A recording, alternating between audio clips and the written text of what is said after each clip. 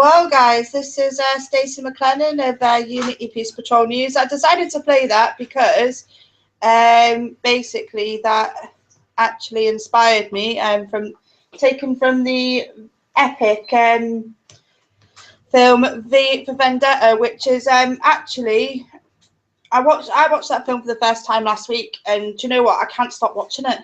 It's so there, if that makes sense, with what's going on now. That was only made 5 years ago, and yeah, it's just brilliant. What do you think of that film, Michael? And well, I was catching up with bits and bobs. I have seen it before. For those who haven't seen V for Vendetta, I would strongly advise you to go and to watch it. It's set in the future. It's about the United Kingdom under a totalitarian dictator, and it is very, very relevant to what we're going through at the moment. Right at the very end, I've had some rather funny dreams of where people have been descending upon the Parliament in England, like sort of Parliament Square. And when you look at the final scene of V for Vendetta, it's very much like what's been coming up in the dreams I've been having lately. So whether that's a premonition of what is to come in this country, I don't know. But yeah. I mean, the corruption can only go on for so much longer. I mean, I was watching something on YouTube this afternoon, and the source of the corruption, is known about, and it's been known about for a while. There's somebody who has compiled a huge dossier of evidence of who is behind it, how much is involved. I mean, we're talking about hundreds of billions of pounds in money that has been squirreled away by a number of people. They know they are. They're using the money to finance organised crime throughout the world. And what does the government do? They do nothing. What does the City of London do? They do nothing. They've got their own private police force to protect them. So, but if you get the chance to see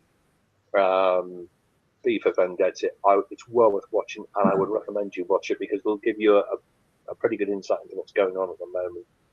And there's a lot of hidden symbolism in it as well, I found, when I've watched it, especially when the prisons and stuff like that, and just like the media and stuff. I mean, I remember I went to a friend's house quite recently, and they're sitting there watching the BBC News, and I'm thinking, that is a load of absolute tripe. And I'm thinking, this is very much like basically the BBC are covering what the government want them to cover.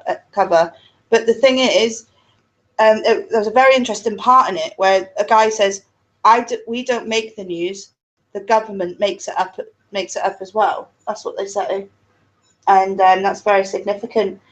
But going into corruption straight up, we had an epic story come in. I say it's epic. I'm quite biased there because it's my husband, Dan. And if anyone knows Dan, he's a very quiet, very placid, very laid-back chap. Very different, polar opposite to myself. He was stopped last week in my vehicle. He was driving home, and basically the police maliciously pulled him over and said that he was on his mobile phone. They couldn't prove or disprove that he was or wasn't. I don't think that he was. And yeah, Tom Bailey, badge number 1177, we're on to you, and a private prosecution will be going against you for Section 26, so please be prepared for that. And so after that point, Daniel was very well guarded, and he was coming out of a shop and just going into his car. Police officers came up to him and said, "We'd like a polite word with you, or a kind word. Could you kindly have a word with us?" He asked very firmly, am I being detained?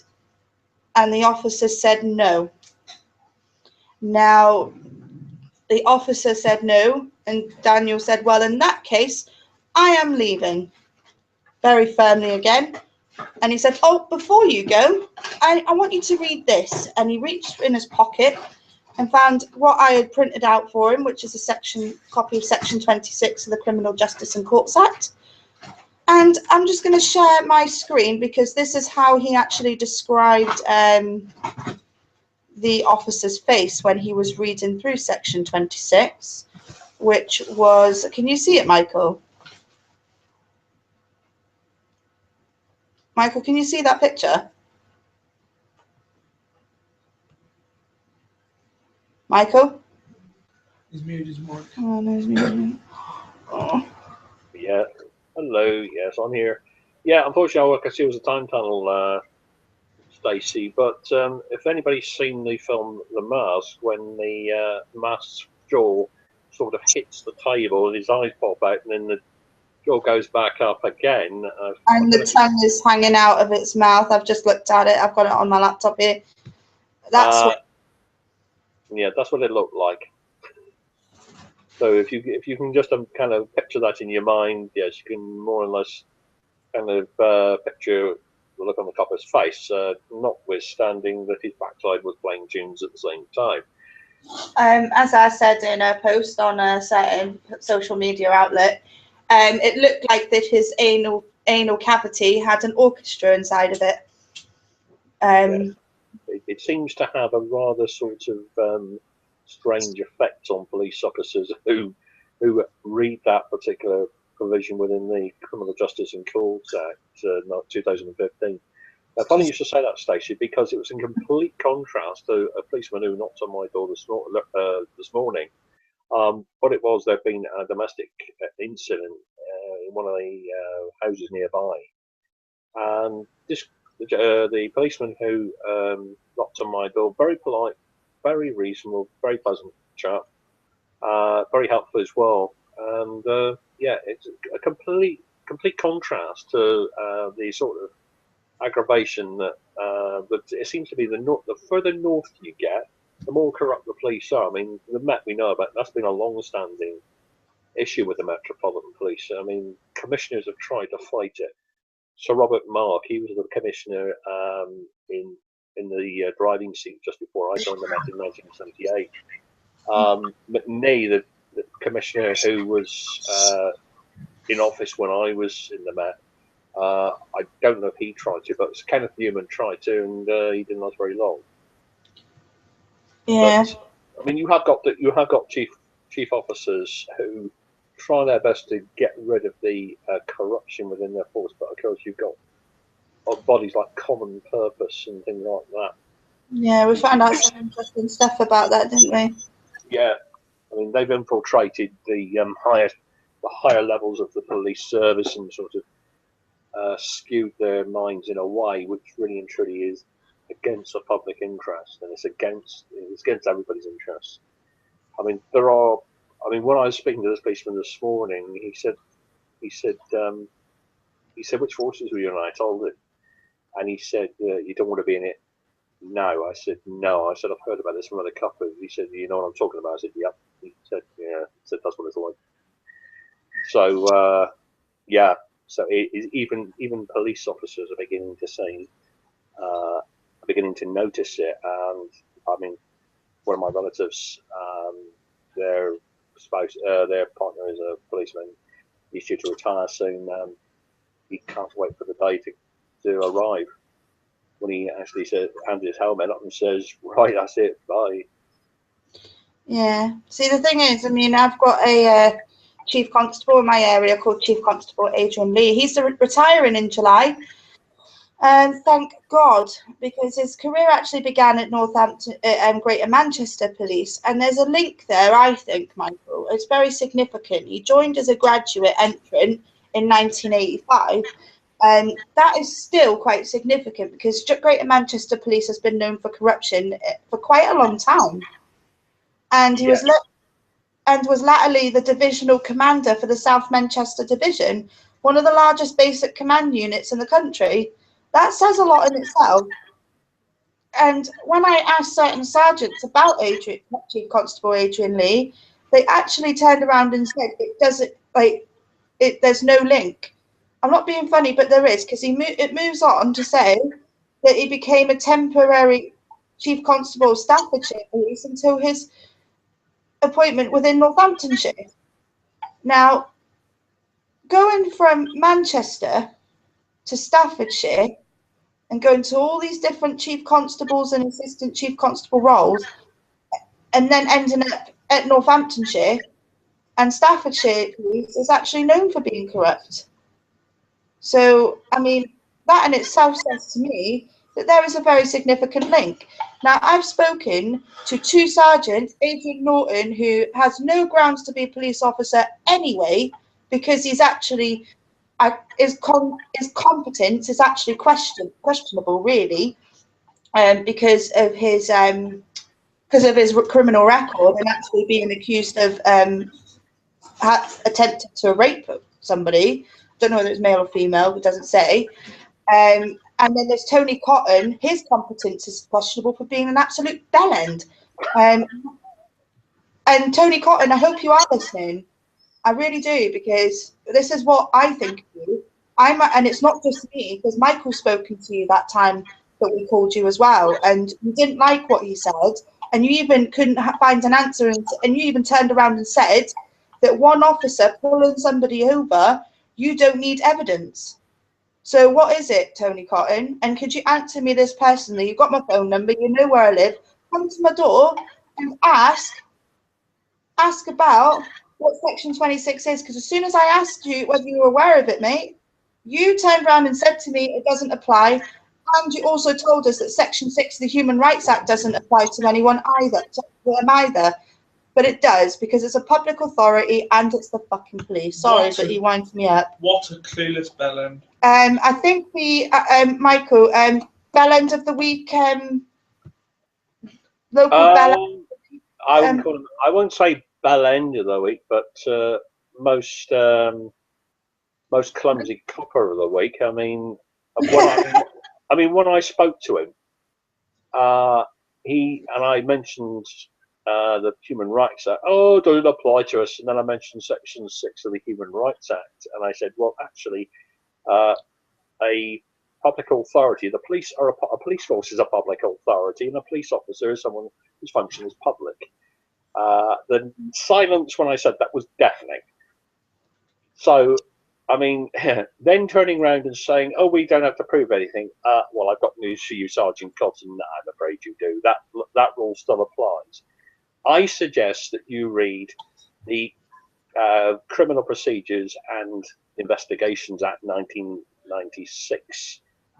And I would also suggest that you read Article 6 of the European Convention on Human Rights, which clearly states that there shall be a presumption of innocence until guilt is proven before a legally convened tribunal or court of law. So stop deluding yourselves and stop deluding your colleagues that they don't have to prove anything. They do. That rule has always applied, still does. So remember that. Yeah, see, the thing is, I mean, with Tony Cotton, I think because he mentioned stuff that I'd actually spoken with him before about, and I said, well, that doesn't apply to this situation. So why are you bringing up stuff that happened spoken to you about in the past? And he said, oh, it's very relevant. I goes, really? I goes, what? So when I talk to you about things and when I ask you questions, you don't like it. He doesn't like the fact that the day before Section 26 of the Criminal Justice and Courts Act came into it, he said he didn't even know what it was. And then when I asked him again, he didn't even know what it was. So obviously, training is absolute, pardon my French here, but it's absolute bollocks. And when I told him about the Freedom of Information request I'd done, and he said, that's not relevant to us. Well, a police constable, or in this case, a Northamptonshire police constable, I don't understand it, Michael. It's just, I think the mindset here is just completely warped, because they twist things. Honestly, Michael, they twist things. They say like, oh yeah, you know, oh we can't arrest them. There's not enough evidence. I actually reported somebody that's stolen from my house, yeah, and they turned around and said, oh, well, we can tell the council that you had people here illegally, and we can also say that this, that you invited them in. I goes, what? So is it all right for me to go into Tesco's and pick up a television and walk out with it because the adverts invited me into their shops? Is that the case? And they said, well, no, not really. I goes, well, it's exactly the same thing. Yeah, And they just fob me off, Michael, every single time. Yeah, that sounds like Common Purpose to me. For those of you who don't know what Common Purpose are, they're a political organisation masquerading as an educational charity. They're anything but an educational charity. It is suspected that they have infiltrated just about every government department. In fact, there is good evidence that they have infiltrated a number of government departments, police, the higher reaches of the police service, the civil service, Parliament, the NHS. And what they do is they get in and they try to work to collapse these organisations from within, so you don't see what they're doing. When they go on these courses and they don't call their members, they call them graduates to kind of really hide the reality of what they're doing. Now, I mean, we've come across them there was a agreement that Plymouth City Council was absolutely riddled with them. I think they've realised what was happening, and they're starting to get rid of them. I know up in the north of England, especially in the northwest, there's a certain council there that sounds like something you bolt onto something, which seems to be very, very sort of infested with common purpose graduates. Greater Manchester Police, I know that Michael Wesley Ahmed, he's got a number of issues with that force. But it strikes me that from having spoken to certain officers from that force, that they are riddled with common purpose, and they've had their egos skewed by NLP. Now, we do know that they use neuro-linguistic programming in a very negative and a very dark and dangerous manner. The UK Column, which is based in Plymouth, the founder of UK Column is a chap called Brian Gerrish, who is an ex-Navy lieutenant commander. He came across them when he was trying to set up a project called the Beagle Project to teach people traditional boat building. That's the clinker belt boats. And that's when he came across them. He is something of an authority on common purpose. There is a website called Common Purpose Exposed. If you go to www.cpexposed.org, you'll find them there. And they'll tell you, well, quite a lot about them, even where they are. They've infiltrated things like the health service, they've infiltrated schools. I was shocked to find that they had infiltrated a number of schools in my local area. But they are a cancer that really does need to be cut out, because if they're not stopped, they are going to wreck this country. If you do find them, you can always spot them. They seem completely dead. They're like hypnotized. And if you challenge them in a very non-confrontational way, their first words are, "You're threatening me," or "You're being aggressive." They stick out like a sore thumb. Yeah, sorry, Stacey. Michael, well, common purpose doesn't have to ruin the country. David Cameron has already done it. Well, Yeah. now one thing that did come out. Yeah, one thing that did come out is that what the philosophy that Common Purpose follow is that of Saul Alinsky. Now, Alinsky was an American agitator, political agitator, who wrote a book called Rules for Radicals. Now, that's freely available to download on the internet. Just Google it, Rules for Radicals by Saul Alinsky. Read it, because once you read through it, everything that's happening in this country, the crap that's happening, what's going wrong with it, it's in Rules for Radicals. So you'll see where that's coming from. But what the three main parties, the Conservatives, Labour and the Lib Dems, put on their websites was that they followed the creed of Saul Alinsky. But then they realised that a lot of people knew who Saul Alinsky is and what he stood for, and by golly, they got that thing fast. They couldn't get it down fast enough. But that's what you've got. You've got politicians in Whitehall who are following the creed of a political agitator who is basically a Marxist and a fascist rolled Do you into think one. Smith is perhaps one of them as well? Do you think Ian Duncan Smith is perhaps a political agitator? He certainly strikes me as having having a psychopathic personality. He has no empathy whatsoever, which is characteristic of people who have been NLP'd in the common purpose way. But unfortunately, people with psychopathic personality have no empathy at all, and he certainly displays clear signs of no empathy at all. I mean, when George Osborne announced recently he was going to cut the welfare budget even more, Ian Duncan Smith said he was worried. Yeah, you know what, mate? Well, what's he worried about? The claimants, or the fact that he is going to get a load of flack, or he is going to get his constituents giving him a hard time when he goes to constituency surgeries? Because I won't mind betting that he's so arrogant. Anybody who comes in with a complaint about the way they're being treated by the job centre are kind of not even let in to see him. Now, if that's going on, then he's not fit to be an MP, and he shouldn't be an MP. And if those who are sort of around him in his constituency are doing that, and then, by golly, I can see them getting dragged down some alleyway and given a bloody good hiding on these, because people are not going to tolerate that for very much longer. I hate to say that, but people will only take so much, and then they will start getting back.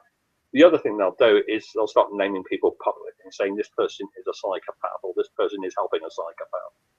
And what has been shown is where these common purpose graduates, as they like to call themselves, are exposed, they'll run and hide, or they are terrified of exposure, because the last thing they want to kind of get out into the public domain is what they're up to, who else is involved, and their names. They just run and hide. I mean, I think Emma Gregson up in the northwest, she's found evidence of this, and the one she's found, they run it out. The other thing they'll do is they'll try and find out how much the person knows about, or someone who's digging knows about them. But they get pretty worried when they know people are onto them, because they can see their little fantasy beginning to crumble around their ears. But well, the reality is it is going to crumble around their ears, and I think Eagle Piggle Cameron needs to get that into his head. He's living in a fantasy world, and that fantasy world, David, is going to dissolve around you sooner or later. So you might as well face up to reality and stop living in a little dream world of your own. People have had enough. They're not going to put up with it anymore. The thing is, it's just absolutely shocking about all these. It's just like, I mean, common purpose is very much around me. I mean, even me personally, and I don't mind saying my business on air. I mean, it's transparency, right? I mean, they're saying, oh yeah, you have to pay your council tax and all this crap and all this, and like, yeah, fair enough, all right then. But where's all your letters before this final demand? Yeah, that's right.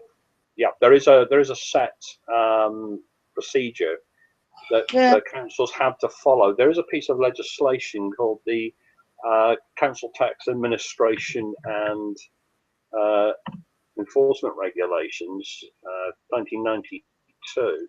I'm going to try and bring this up on the screen a minute so people can see. Yeah, no problem. What it. Which I've got here.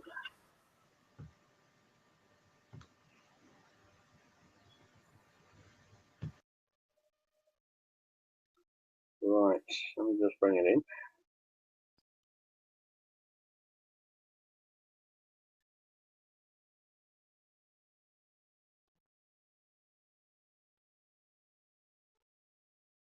No, we are getting. Well, we're getting the time tunnel again. You're not getting anything. No, well, people are just getting the time tunnel, so I'll just take that out of there. Very simply, what it is, if you want to go to legislation.gov.uk, there is a it's a statutory instrument which is drawn from the Local Government Finance Act of 1992.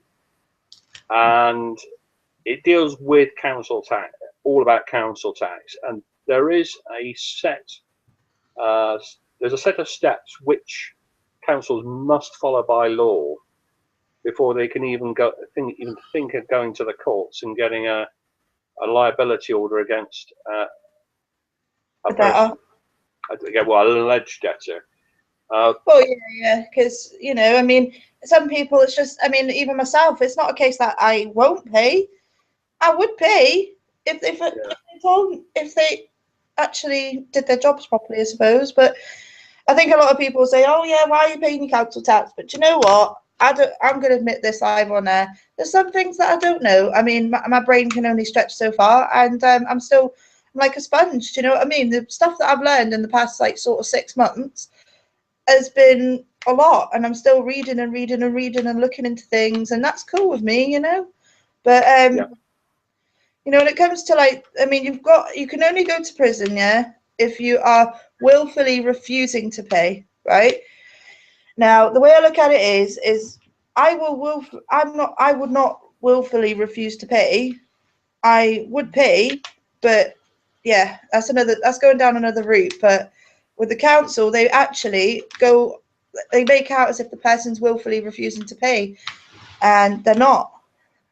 And they can, or that council tax support's being sorted, or they're just in the process of it, and they really do seem to be they don't even like communicate with other like authorities. But here's something about communicating with other authorities in the local borough of Northamptonshire. Is a lovely mugshot of our friend David Kennedy of Northampton Borough Council. There he is. Chief Executive on Innovating an Age of Austerity. That's quite sinister, that, Michael. To me, it is. Yeah, it is. What's so innovative about austerity? I mean, austerity is an artificial concept. Mm-hmm. It's got. I mean, we are this so-called national debt that George Osborne keeps banging on about. It's artificial, and he knows it. He knows what's going on. The fraud. They reckon the amount of fraud that has taken place would pay everybody's council tax for the next 2,000 years. That's how much it is. They reckon it runs into hundreds of billions of pounds, and it's rich people and large companies have been setting up shell companies and ripping off the taxpayer wholesale. And it's all down to one address in Finchley Road in London. See, the thing is, I've looked here. Like, when I read this earlier, I read this earlier on in the week, and it goes on to say what kind of innovations. There are many examples, but look at how we deal with unemployed people. That's a direct attack, as far as I'm concerned.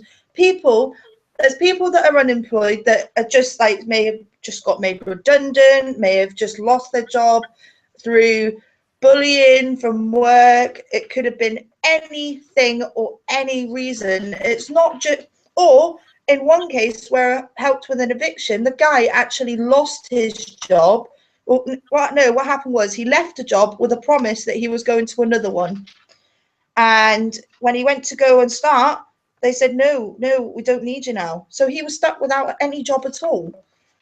And it even goes on to say we have the Department for Work and Pensions Job Centre plus Councils and Benefit Agency and money advice organisations all interacting with these people. We don't need them all. If we could lead that work, it would be better and it would be cheaper. Now, I understand as a chief executive pouncing off our money, because I found out something, Michael. They get paid roughly just over £170,000 a year. Yeah. What is laughable, Stacey, is they say, "Oh, policy." Well, the thing is, policy is not law. If any policy they formulate must comply with the law, and this is what they don't. This is what they quite often forget, and they don't actually tell those they're there to serve. That policy has to comply with the law. It is not the law. If they say, "Oh, our policy, therefore you've got to comply with it," no, you don't, because if it's inconsistent with the law or incompatible with human rights, that policy is unlawful, potentially illegal. As for this trying to kind of take over the Job Centre Plus, I think in some cases there has been clear evidence of crooked and corrupt Job Centre staff colluding with corrupt council officers to cause people loss of their homes, loss of money, things like that. I just spoke to a woman today, Michael, and she said she lost her home through bedroom tax. Well, I'm dealing with a case at the moment where somebody, where a council has suddenly found, from about 5 years ago, you've got about nearly £3,000 in overpayments. Really? Where's the evidence? I mean, I've looked through it. I can't find any evidence at all, and they will not evidence these so-called overpayments. Now, the law is quite clear. If you make an allegation against somebody, you've got to be able to prove it. And if you won't prove it, you say, "Oh, you've got to take us to a tribunal." Rubbish. Any local government officer who does that is asking to get themselves prosecuted for at the very least of misfeasance in public office.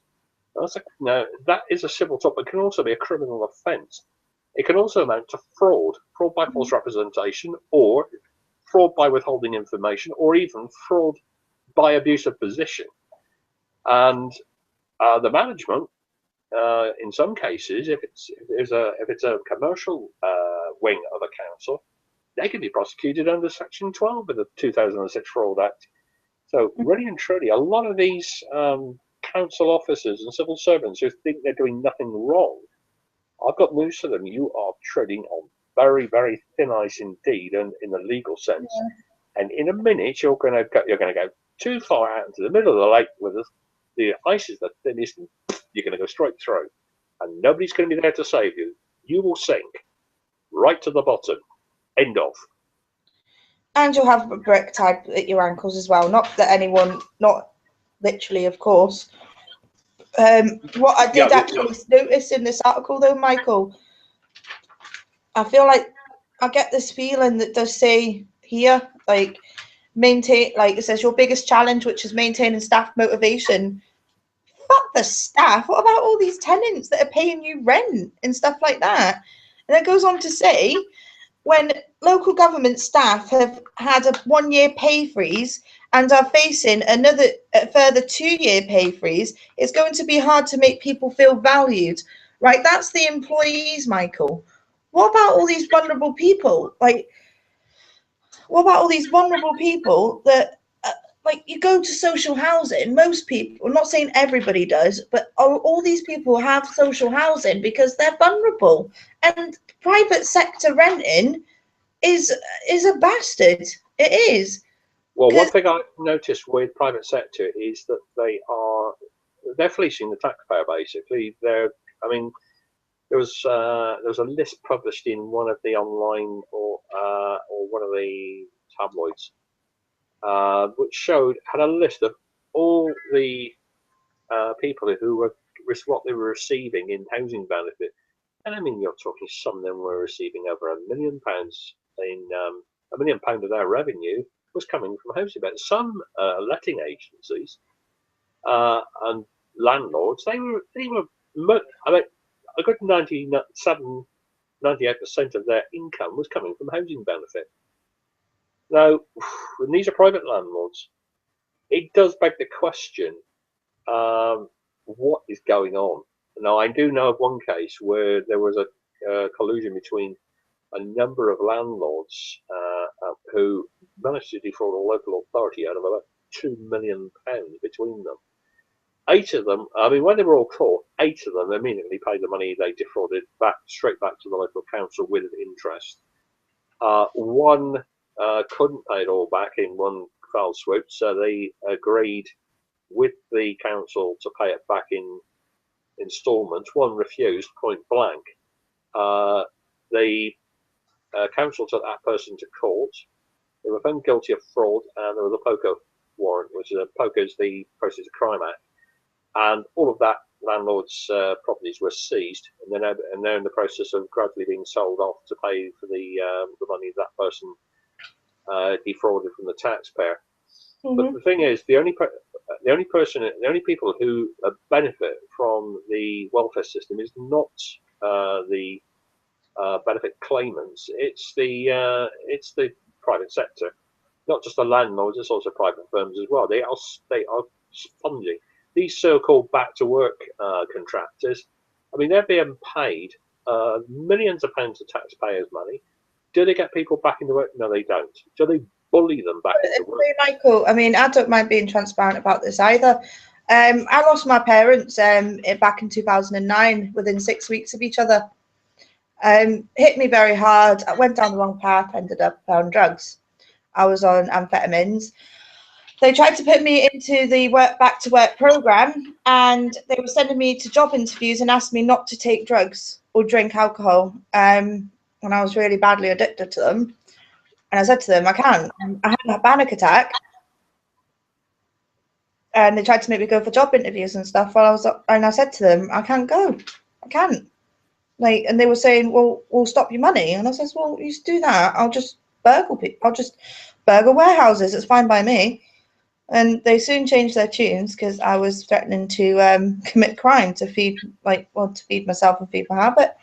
But yeah, that was me. But I was obviously I'm near enough 6 years clean now, and no, 5 years, sorry, because I stopped in 2010.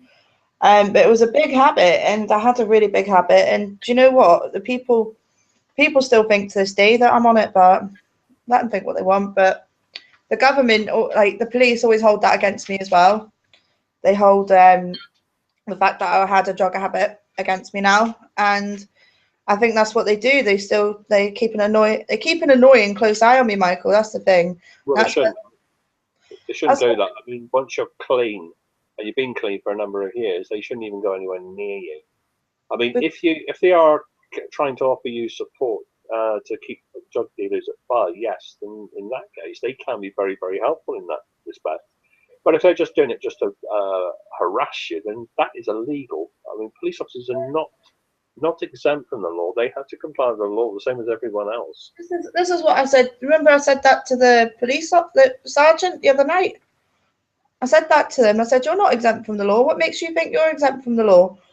And they said, well, I'm not. And I was like, well, that's what Section 26 is all about. And they went, oh, you're going on about that. And I spoke to you about something else. And I said, yeah, that was that. And I goes, this is a completely different matter. You should stay impartial, shouldn't you? And they said, oh, no. And they said, I stand by Tom Bailey. But Tom Bailey actually interviewed me when I was arrested back in January for being an idiot and text bombing a bailiff. And I'll openly admit that as well. Yeah. I mean, we all make mistakes. I mean, yeah, some we later regret. But there you go. That's the first time I've ever been arrested, though, Michael. The first time. And the first time had to be for something stupid like that. You know, I mean, the thing is as well, you know, I mean, it's just, I mean, even with bailiffs, there was a bailiff that was in Liverpool, and what he did was I don't know what he did. He clamped a car, and we had our friend Mary, and Michael, you know who I'm referring to when I say Mary the Clamp Fairy.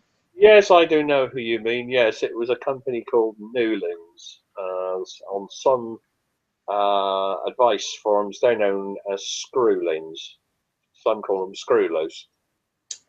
Yes, what they did was rather naughty. And along went Mary the Clamp Fairy and did something to one of their clamps. Didn't damage it, but there is a video. If you want to have a look on YouTube, there is a video of a Merseyside police officer doing his job. And I have to say, well done, mate. You did exactly what every good copper should do. And there's two of these, how can I call them, gobshites of bailiffs, trying to convince him, and he just would not have it. And this bailiff is making a complete tit of himself, trying to convince the copper he's got to help him. No, I don't have to help you, says the copper. And he said, carry on. Yes, and you can hear Mary the Clamp Fairy trying to extort money out of, well, he's not actually trying to extort money out of them, but I think it's called giving them a taste of their own medicine. Right. Well, if you want your clan back, it's going to cost you 2,000, but I'll do your deal for 395 quid. Apparently, they from what I can gather, correct me if I'm wrong, Stacey, the bailiff shouldn't even done anything to the car at all, because it was either subject to finance or it was it was classed as an invalid carriage. So really and truly, they acted unlawfully. Yeah, they didn't. I don't think he did a proper check. I think that was what I got from the video. But we later found out that the bailiff actually lives very close to Unity Peace Patrol News HQ. So Liam Labron, hi. Welcome. You are actually famous again. And he actually messaged Mary the Clamp Fairy and said that basically started breaching data protection and saying all this crap about like about this customer's fine, or the alleged debtor's fine, and said, how dare you hang on a minute, I'll read out the message, the screenshot of the message, if I can find it, that is. He actually said, yep, got it. LOL, you lot are funny. Surely you have better things to do than be doing other than trying to help people not pay their bills.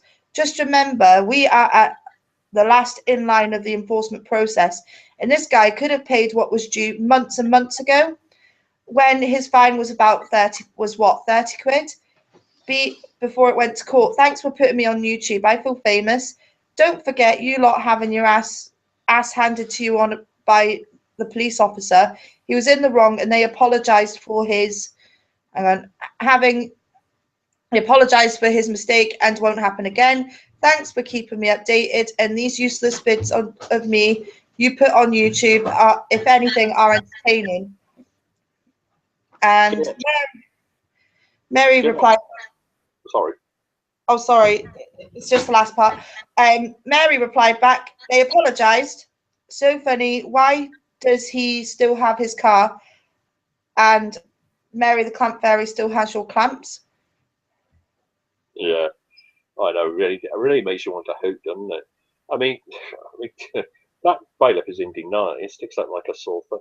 I mean, this is their usual line of attack when they're caught doing something they should. Oh, they should pay their bills. The trouble is, there are certain individuals and certain councils that have some policies that are either just about within the law or completely outside the law with regard to the use of civil enforcement, which are bailiffs. With parking tickets, or as they call penalty charge notices, there is a set procedure they have to follow. Once they've issued the ticket at the discounted rate, they have to send a reminder out to say, right, you've lost your right to pay at the discounted rate. You now have to pay this within so many days.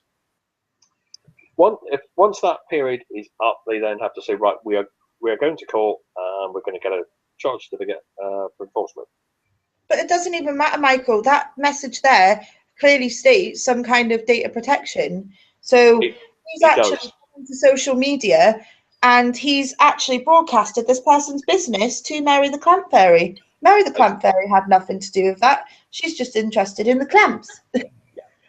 Well, what that bailiff could happen to that bailiff, Newlands, and the local authority they're acting for, is all three of them could face a civil monetary penalty from the Information Commissioner's Office if the person whose car it was decides to make a complaint. No, the Information Commissioner has the power to slap a civil fine of up to £500,000 on offenders.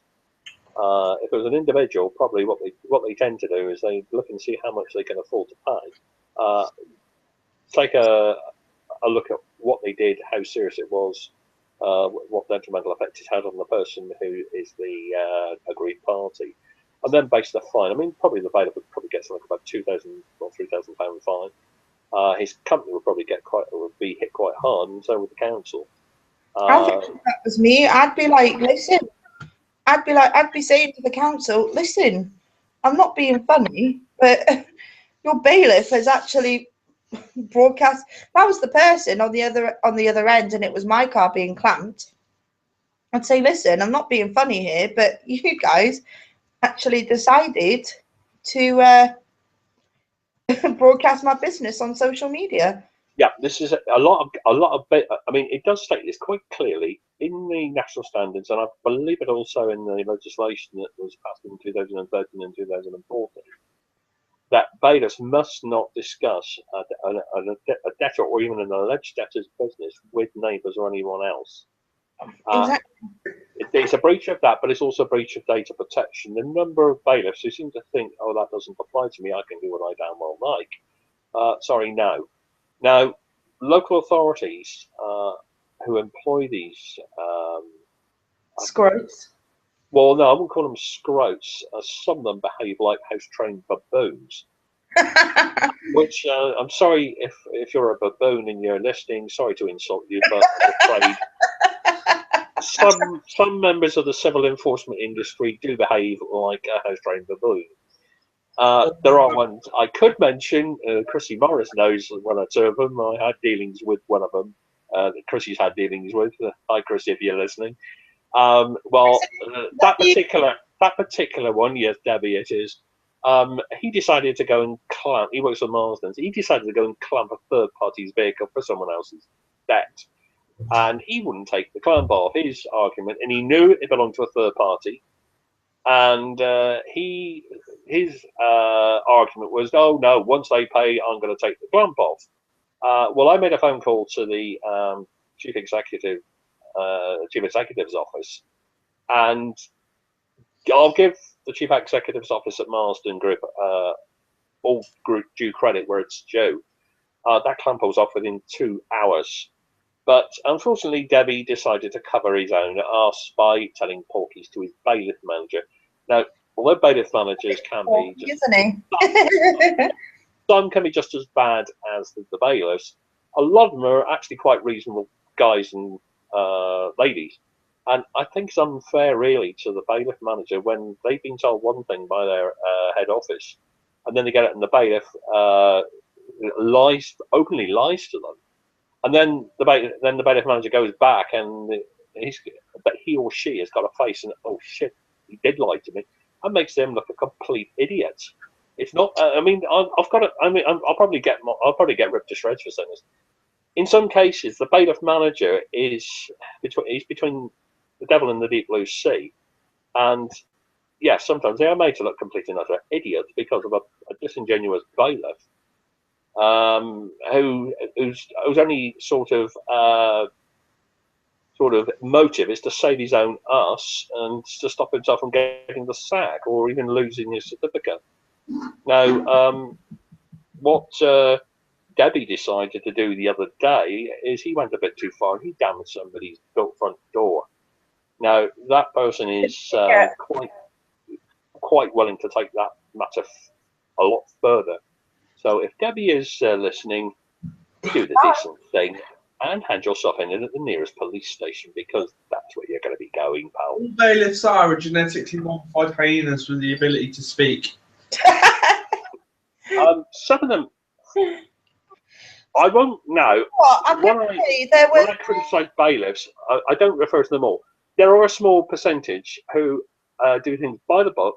They treat people in a very courteous, humane, and dignified manner. They treat them with due dignity. As a result of that, those bailiffs make quite a good living from what they do.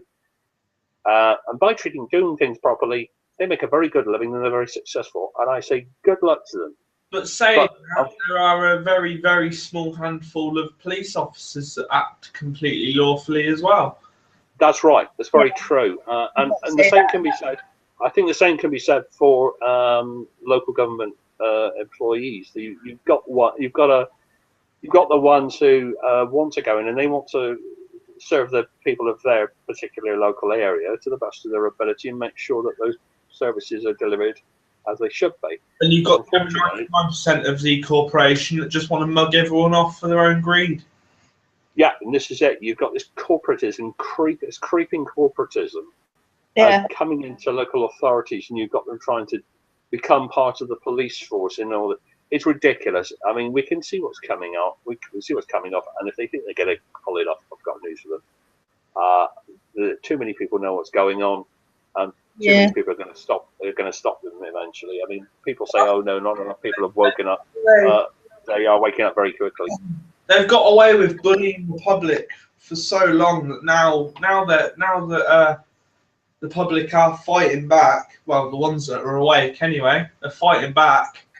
They seem to think they're untouchable. Sorry, guys. Just, they seem to think they're untouchable because they've gotten away with it for so long. Yeah. And it's not. I don't think it's going to be long after now that it finally drills into them that the people are fighting back. We are aware of what they're trying to do, and we ain't gonna fucking stand for it. Yeah, definitely. What I've noticed they tend to do is they get complacent. They start making mistakes which aren't quite noticeable. Then they make more mistakes which are noticeable, and then they make massive mistakes which everybody notices and gets them caught. And then, of course, that's when the bar comes down. One way that there's one simple way of pretty much telling a bailiff he ain't, like, you know, the ones who come and seize your property and all that stuff, like come into your house and unless if you let them in, unless it's a court fine. Well, yeah, sign everything with someone else before they do. Yeah, for cheap money. £1, isn't it? You can do that. Yeah, I mean, these local authorities who try this, oh, you've got to speak to the bailiff, or we can't take it back. It's talking nonsense. I mean, we know there are local authorities who've got a firm called Capita running their council tax department, and also Capita just happen to own two bailiff companies. One's called Equita and the other one's called Ross and Roberts. Ross and Roberts are also known as Ross and Roberts because of the behaviour of some of their bailiffs. I mean, that's a conflict of interest, and really and truly, those local authorities who've had them running their back office, they can't seem to get rid of them fast enough because of the problems they cause. I won't say they're malevolent, but the government do need to stop giving them contracts, and they really do need to start investigating Capita. I mean, here's something. I phoned up a job set. I phoned up and I was helping Josh with his job seekers claim. And what happened was they sent him an appointment for Northampton Job Centre. Now, I mean, most of you guys know I don't live in Northampton. And the guy on the phone actually called me argumentative. Because I told him, he couldn't actually get to that appointment because he's not living in Northampton anymore. He's living in another town, and they got very argumentative with me. They didn't like what I was saying when I said, I said about his birth certificate, because I hope you don't mind me saying this on air. Josh came to me. Well, his mother messaged on Bailiff Unity Patrol East Anglia and said, look, you know, my son's homeless and all this stuff. I had an eviction going on, and I said, listen, I'll try and deal with it as soon as possible. So I got back to her as soon as I came back from Stoke, and actually said, look, I'm back now. How can I help? Spoke to Josh, and anyway, and he told me that his stuff was burned, which did include his birth certificate. So he wasn't sure whether he could actually get any help. And I says, we'll get past that. The guy on the phone said he has to have his birth certificate or else we will not sign him on, and all this stuff. And I went, you do realise that's a breach of Section 6 of the Human Rights Act?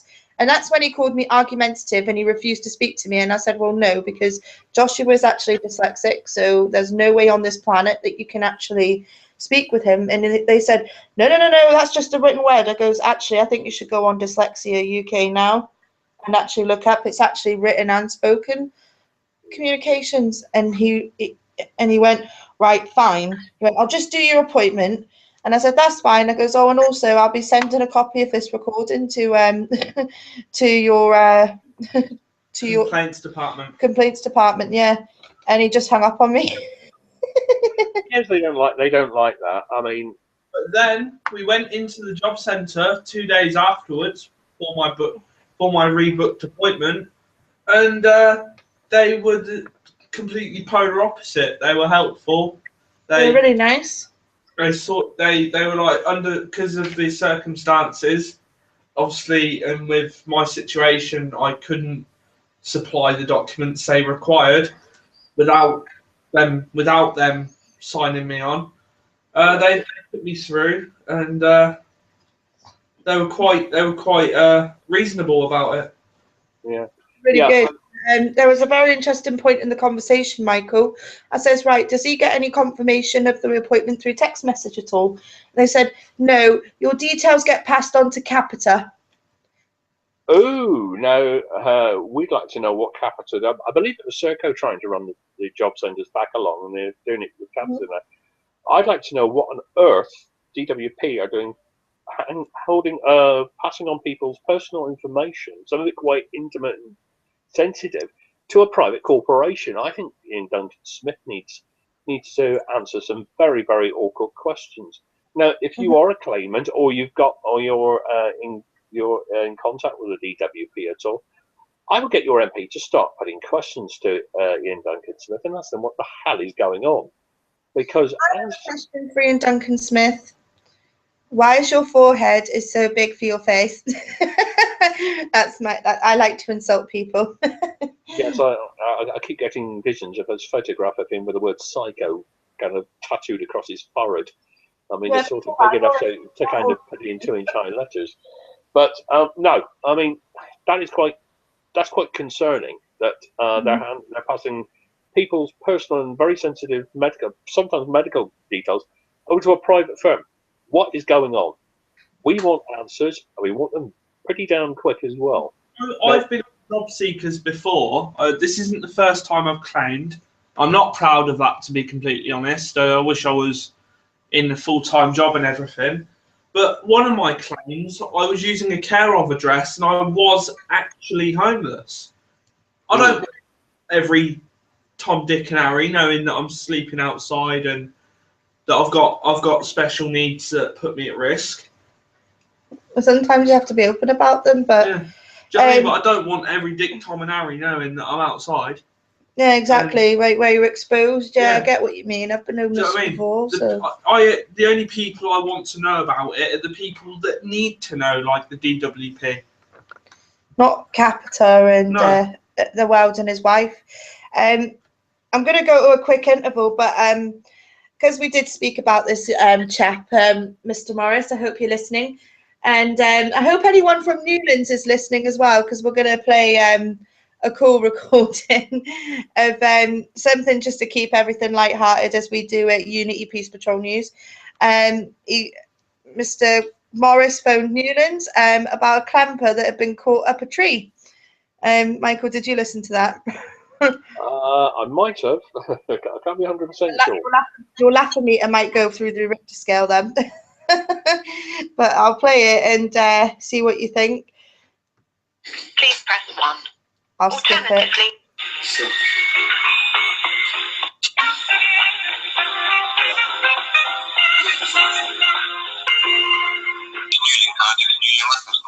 Hello, mate. I haven't got a Newland reference number. Now, this call, mate, is not going to follow your script or anything, mate. But I rung up earlier because I bought a car off a guy that you've been threatening to clamp. Now, I'm nothing to do with his debt.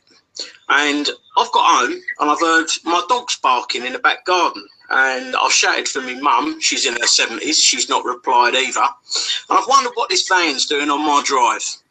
So I've walked down the side of my house, mate, and I've seen a clamp next to my car and a mobile phone, which is obviously belongs to the person putting the clamp on.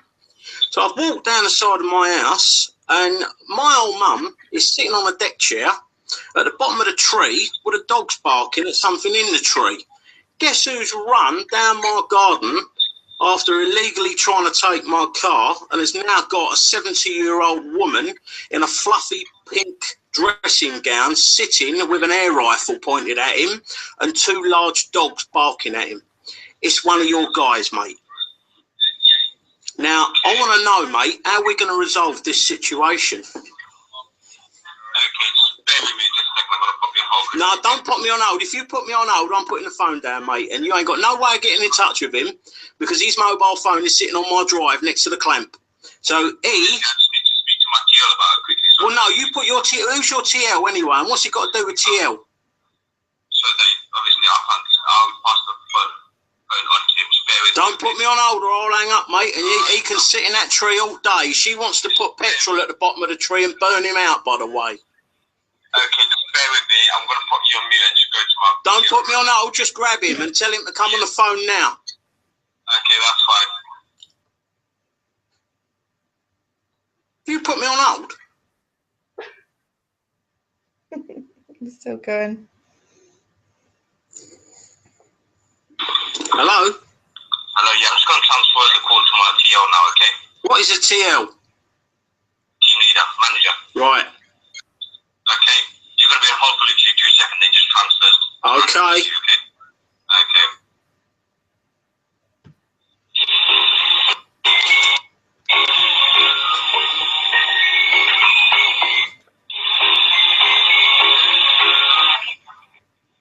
Hello?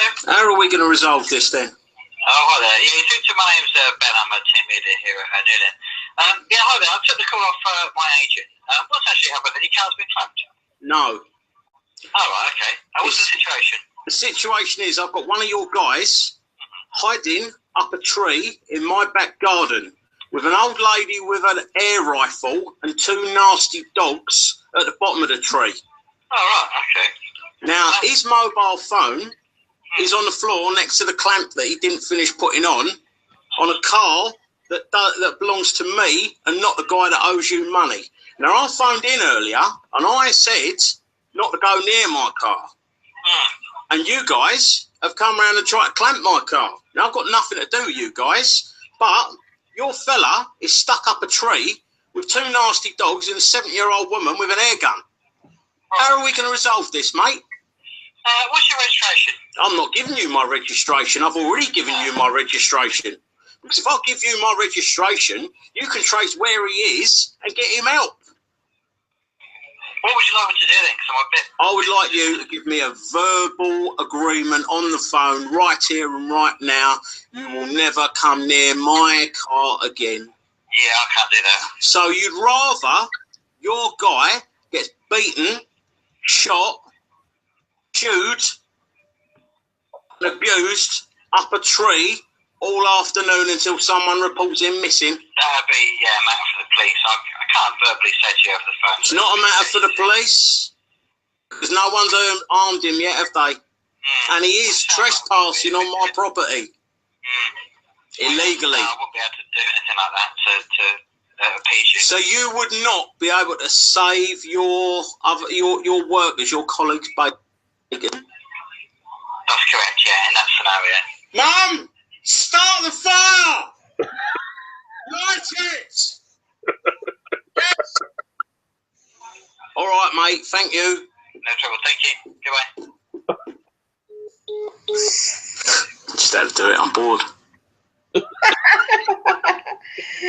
Oh, the inevitable Chrissy Morris there. I mean, Chrissy, he's got a harder go. Chrissy's got a harder go of me, but he done have come at some funny things. I think I tried to actually think of doing one myself, and I shared it on my personal page, and I went, "Oh, listen, I'm taking a leaf out of his book here, and I want to go and do something." Pardon the pun of leaf out. If anybody's ever seen any of Chrissy's videos on YouTube, he's got that cheeky face, and he's got this. He's got one of these. He's got this ability to keep a straight face and take the mickey out of somebody. How he does it, I don't know. But there's one video where he's on the phone to a debt collector, I think it is, dressed as Darth Vader from No, that Star was the Wars. council, because he was doing his Vote Vader campaign. Oh, that's what it was. But it looks so funny. I mean, I couldn't stop laughing when I was watching him do that. It looks so funny. The thing is, he's got the ability to be awkward and ask awkward questions, but pull a face on the camera. And I don't know whether you agree with me, Michael, but when I have actually phoned up certain companies, and I've been on Skype to you, for instance, and I've had the phone there and I'm sitting there and I'm just like pulling stupid faces but talking to them, and I say, am I on the understanding that And then I say, I'm questioning your competence right now. You do realise that? That's one that I do tend to use, but I use that for police officers. I say, Yes, we know that because when you spoke to them the other week, you asked, I think you asked one of them if they had a brain cell between their two ears, didn't you? I've actually called. I think it was you asked them if they had two brain cells to rub together. Yeah, that was it. And then I had one where I actually called them Trotter. Sorry, Trotter 666. I probably insulted you and deserve a beating. But I did actually call one of them Trotter. But I wouldn't ever advise it because if there's a way of going about it. When they start actually talking to you, I mean, when I do actually go up to police officers or they come up to me and they ask me all these questions, and they say, "Well, am I being detained?" And they say no, but I need to speak to you. I'm saying, "Listen, I'm questioning your competence right now," and they just shut up. It's just their face when you say, "I'm questioning your competence as a police officer." They run away, Michael. It's like the thing is now, ever since I've been talking about Section 26, ever since anything to do with Section 26, or me just saying, being calm about stuff, because I used to be quite, but now I'm not like that. I just say, listen, this, that, and the other. And I just talk to them and I say, well, I'm questioning your competence right now. They just, I don't know why, but whenever they see me walking down the street, they run the other way. Yeah, probably because they think you're going to come after them. Well, I am after them, Michael, and I think I'm after all their jobs. Not that I want to be a police officer. I may have been bullied by them, but geez, I don't want to be working alongside them. I don't think it's so much a case of confidence.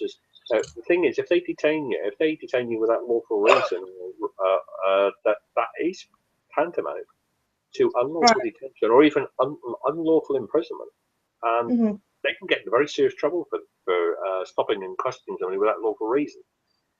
I have seen some police officers do it just to wind people up and try and arrest them for breach of the peace, which brings me around to something. There are a lot of police officers who seem to think that breach of the peace is a one-size-fits-all excuse for arresting people. It's not.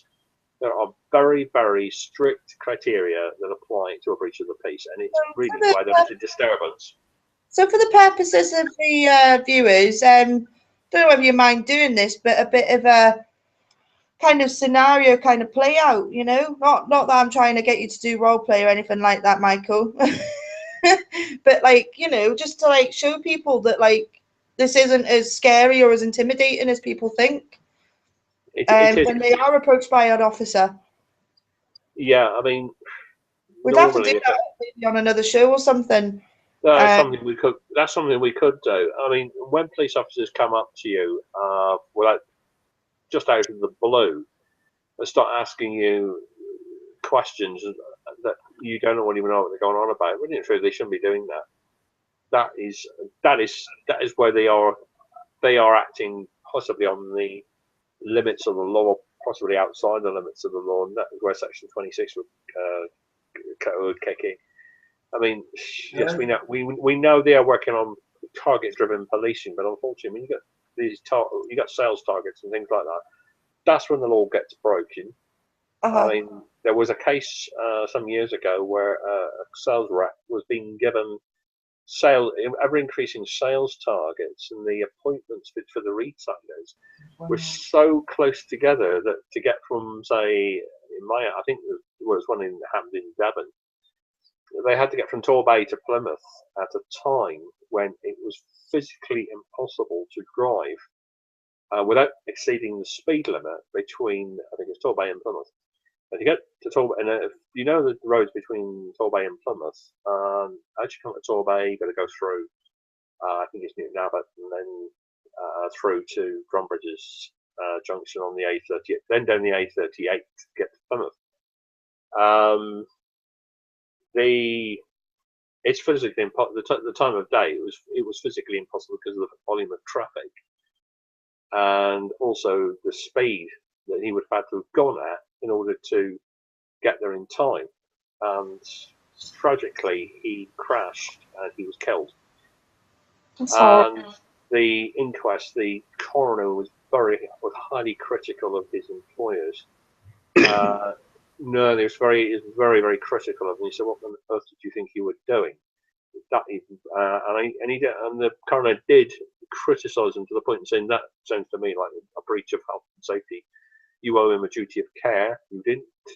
You put him at risk, and this is what happened." Because what some firms try to do is blame the employee. No, it's not. It's the employers. I have noticed though that more employers are beginning to use their common sense after that, because I think there was one hell of a hoo-ha from the unions that represent these rats, to the extent that, well, if you want them to do this, and then use your common sense when setting appointments. Don't sort of put them in at a top, kind of so close together that it's physically impossible for them to go with that. So yeah, I mean, but this is the kind of the extreme end of the wedge when you get employers who just don't give a shit. Like the public expression, don't give a shit about people's safety. Those sort of employers, to my mind, shouldn't be allowed. The management should be allowed to run the company, and if they carry on, the company should be closed down, or those managers should be replaced. They should be banned from ever managing the company. But that's the sort of thing that can happen.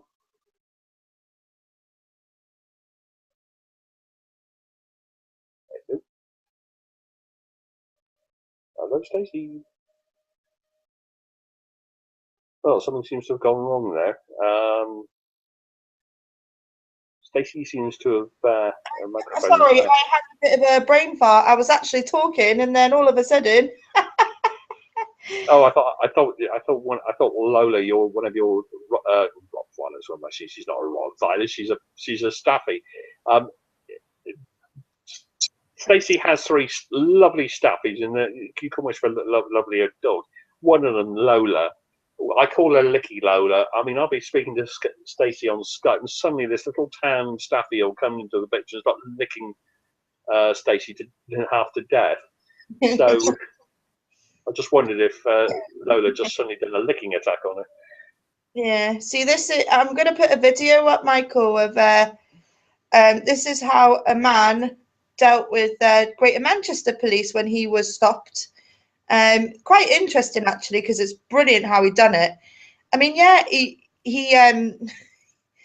I think, once you start watching it, Michael, it's about 10 minutes long, guys, but I wouldn't actually advise, some bits in it that I wouldn't advise. I'll tell you guys at the end. Michael, you'll probably laugh because it's very similar to how I behave. Well, not how do I behave.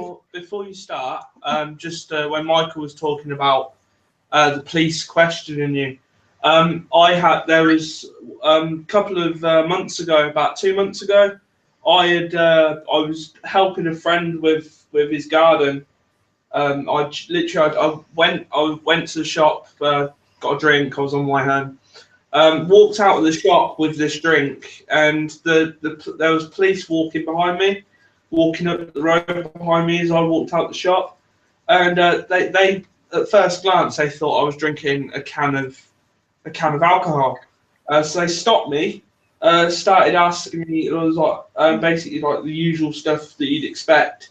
Oh, you're not drinking alcohol, are you? I was like, no, it's just can of energy drinks. And their response was, all right, okay, fair enough. And then they started questioning me because I was tired. I will admit I did look like I was stoned, but I wasn't. I mean, I haven't. I mean, your eyes go sunk when you're tired, like. Yeah. They started questioning me about whether I'd been smoking weed that day and whether I used drugs frequently. I told them I didn't. I wasn't going to lie. I was being honest with them. I didn't use drugs, and they just start. They give you. Well, I found you'll get dirty looks off of them. Like they're trying to see through you and like to see if you lie in and like trying to intimidate you into slipping up. They just think they can get away with it. Yeah, this video you'll laugh at, Josh. I don't know if you've actually seen this, Michael. It's actually gone viral. This was actually I think this was back in 2013, I believe. This was actually 2012, 2013. It's from our friends at Greater Manchester Police. I'll play it. Very similar how to I handle it, but this is because I've got a way of dealing with them, but I don't go as mad as this guy. But here we go. Just to let you know, no mate, just to let you know I'm recording you. What do you want? What was what about? Don't know what you're on about, mate. Don't know what you're on about. What are you stopping me for? Well, tell me, what are you stopping me for? Huh? Right, you stopping me under the Road Traffic Act. Right, well, I'm asking you, I'm a detained. I'm a free to go then. I'm a free to go. Listen, mate, I'm asking the questions. You're the public servant. Will you take your hand off my car, please? Thank you. You're the public servant. I'm a member of the public. Right, I'm going. Unless I'm detained, I'm going, mate, okay? Am I being detained? Am I being detained? Right, I'm recording you. That's okay. Am I free to go? Right, well, I don't want to talk to him. Am I being detained? Listen, mate, am I being detained? I'm recording you. Am I being detained? Am I being detained? Right, I don't want to speak to you. Am I being detained? Right, goodbye then. Excuse me? Goodbye. Have a nice day, mate. In future, don't try and open my car door. Do you hear me?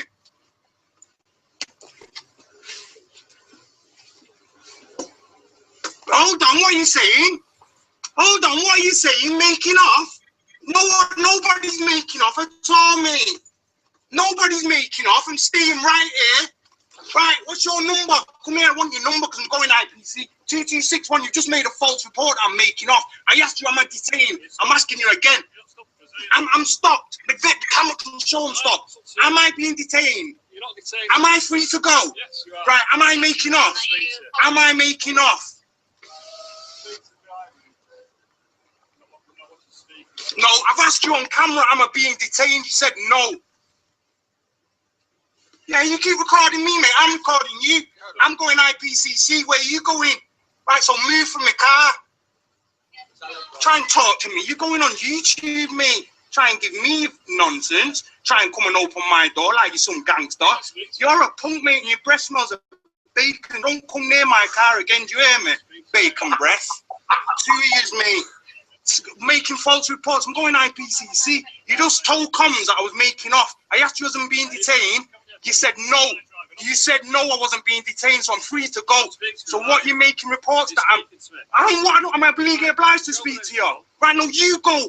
Go on, get back in your little bacon pork machine and drive away.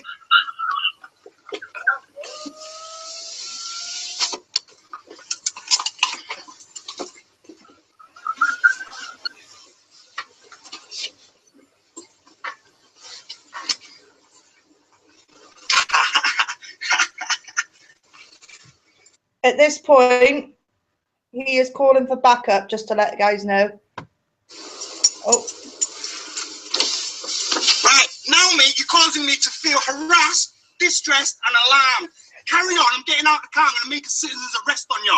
If you resist arrest, I'm going to use reasonable force to detain you. How'd you like that? You can still see it, Michael. Yeah, I mean, these coppers are really pushing it. They are, I mean, you cannot detain somebody unless that you've got... Open the car door. Car door, mate, what are you doing?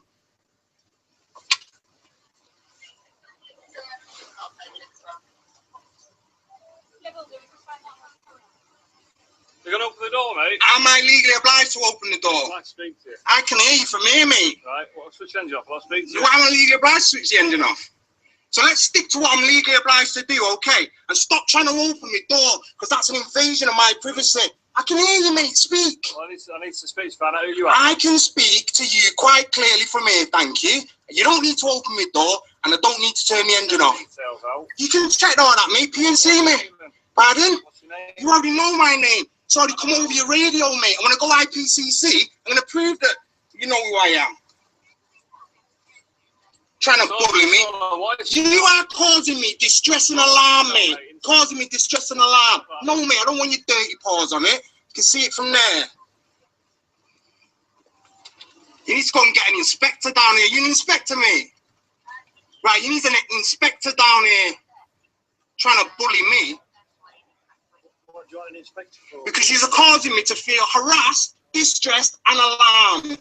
It's on YouTube, mate. What have you stopped me for? You stopped me under the Road Traffic Act, and then you're telling me to get out of the car.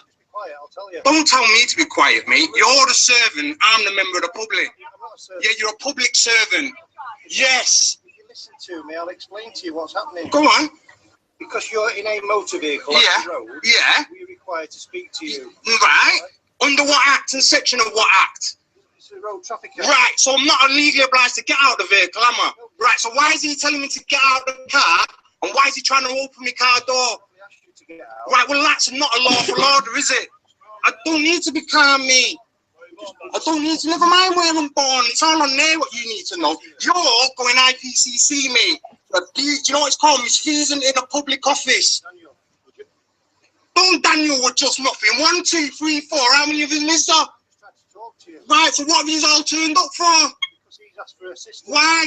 Because he's on his own. Right, so what does he need assistance for? He's on his own. Sam, what? I'm on my own. Should I call for assistance? Right, well, get back in your little port machine and drive off. Well, go away then. What do you want? I'm stuck in here with him. What for? You're harassing me. You're me. I've already had IPC complaints upheld. So you carry on. Carry on.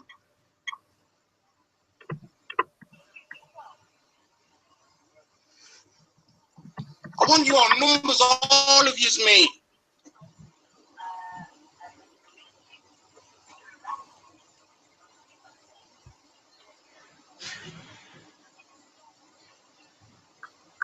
What you don't realise is that you have to behave within the law too. Don't you? You don't like it. You don't come here trying to harass me, bully me, trying to open my car door, chatting macca to me with your bacon breath. What's my name?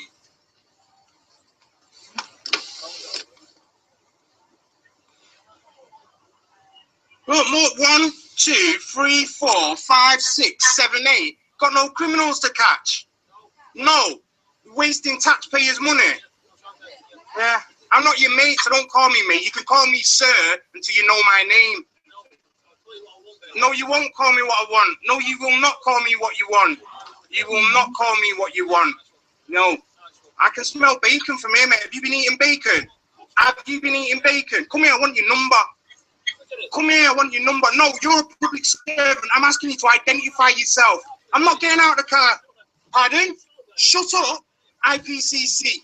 Because here, Peter Fahey told me that I'll be treated with respect. That's not respectful. Pardon? Listen, that's not part of my policy. It's not part of my policy. Goodbye. See you later. Go on, waste your time. Hop it. Trying to bully me. Look, 1, 2, 3. Why have you got the all same posture? What? Yeah, go on. No, I won't. Well, don't then. See ya.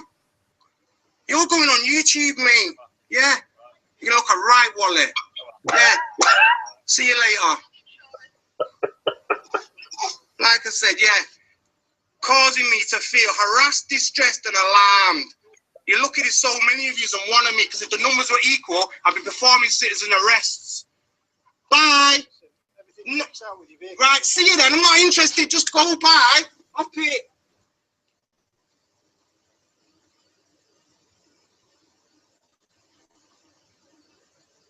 See ya. See you, mate. Bye.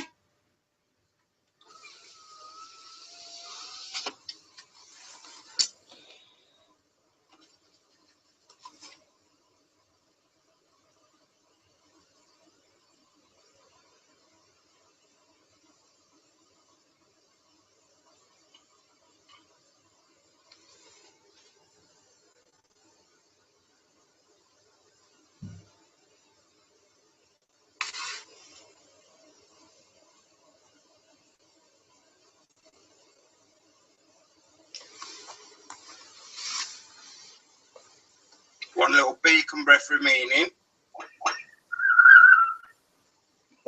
Can hear you chuckling away. He did disappear. Right. There's a few things in that I would like to say to the general public. That to me, guys,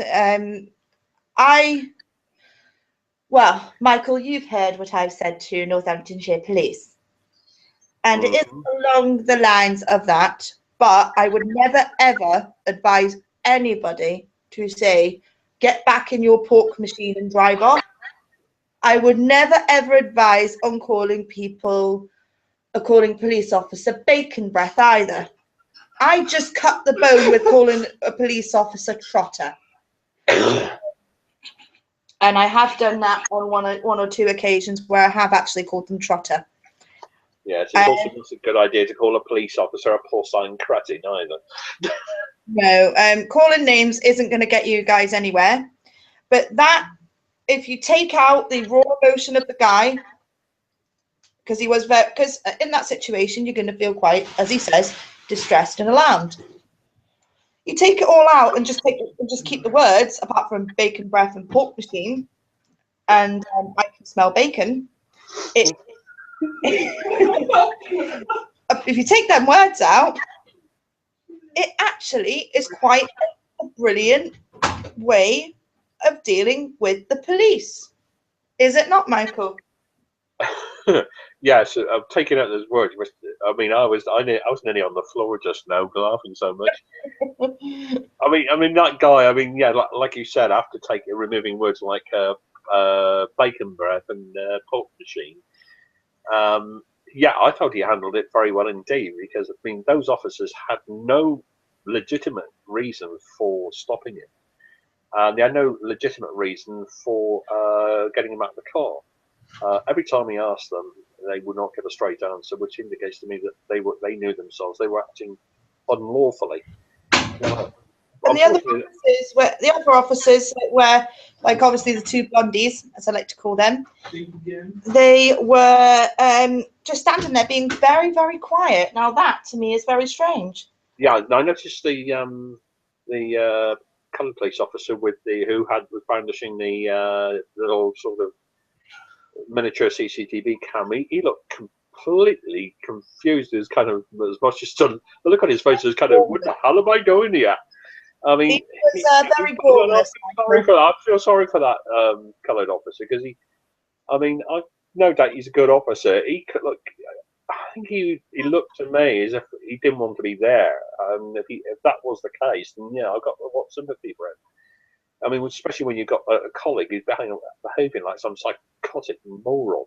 You could see quite clearly that he was trying to open that guy's car door. Now, I'm not to anybody that drives or anything like that, and this is what I do, and believe me, it works. If you just stick your elbow on your lock just before you turn your engine on, or put your seatbelt on to go and turn your engine on, just a quick elbow, that's all it takes. Now, I've had quite a few times, Northamptonshire police have actually tried to open my car door, and I've asked them, why are they trying to open my car door? And they've said, because we need to speak to you. And I say, well, what I can see, and I've done what the guy's done on the video, just open my window, just enough so they can't get their hands in, and say, look, well, I can speak to you quite clearly from here. Am I being detained? No. Well, I'm going. No, we need to speak to you. Well, I do not wish to speak to you today. If you want to speak to me, arrange a mutually agreement appointment. You obviously got my address from PNC. See you later. Drive off. Yeah, the police officers. Unless of course you've committed an offence like speeding and whatever. Well, they're not allowed to open your door unless you've committed an indictable offence. Yes. Or you are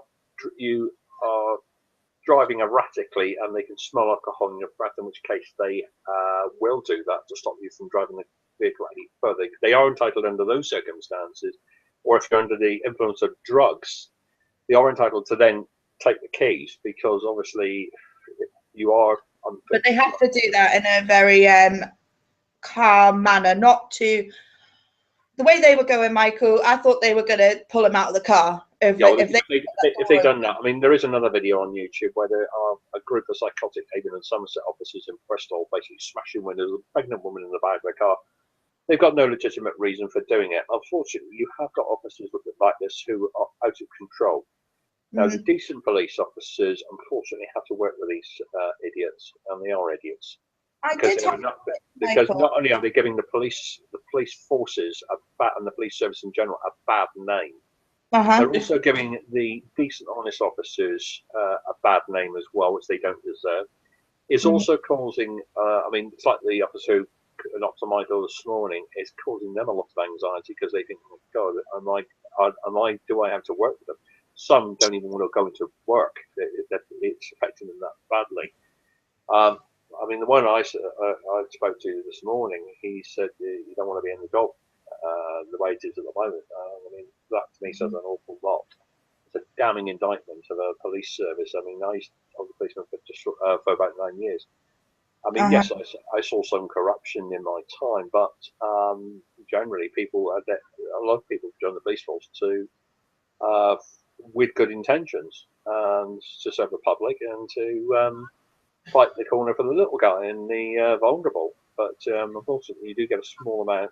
They put on a uniform and they undergo a personality change. They behave like that. And really and truly, when the police force starts becoming like that, you start to think, right, what do we do to counter this? Now, I've advocated this on a number of occasions. And one thing I did notice, and I think I said this on the last show of one of the previous shows, there are common law courts being established throughout England and Wales. Now, when I looked about 6 months ago, there weren't very many. I looked recently, in the last 6 months, the number of common law courts that have been established has more than doubled. The number of common law sheriffs, has doubled. And there are new common law courts being established as we speak. And there are new sheriffs being established as we speak.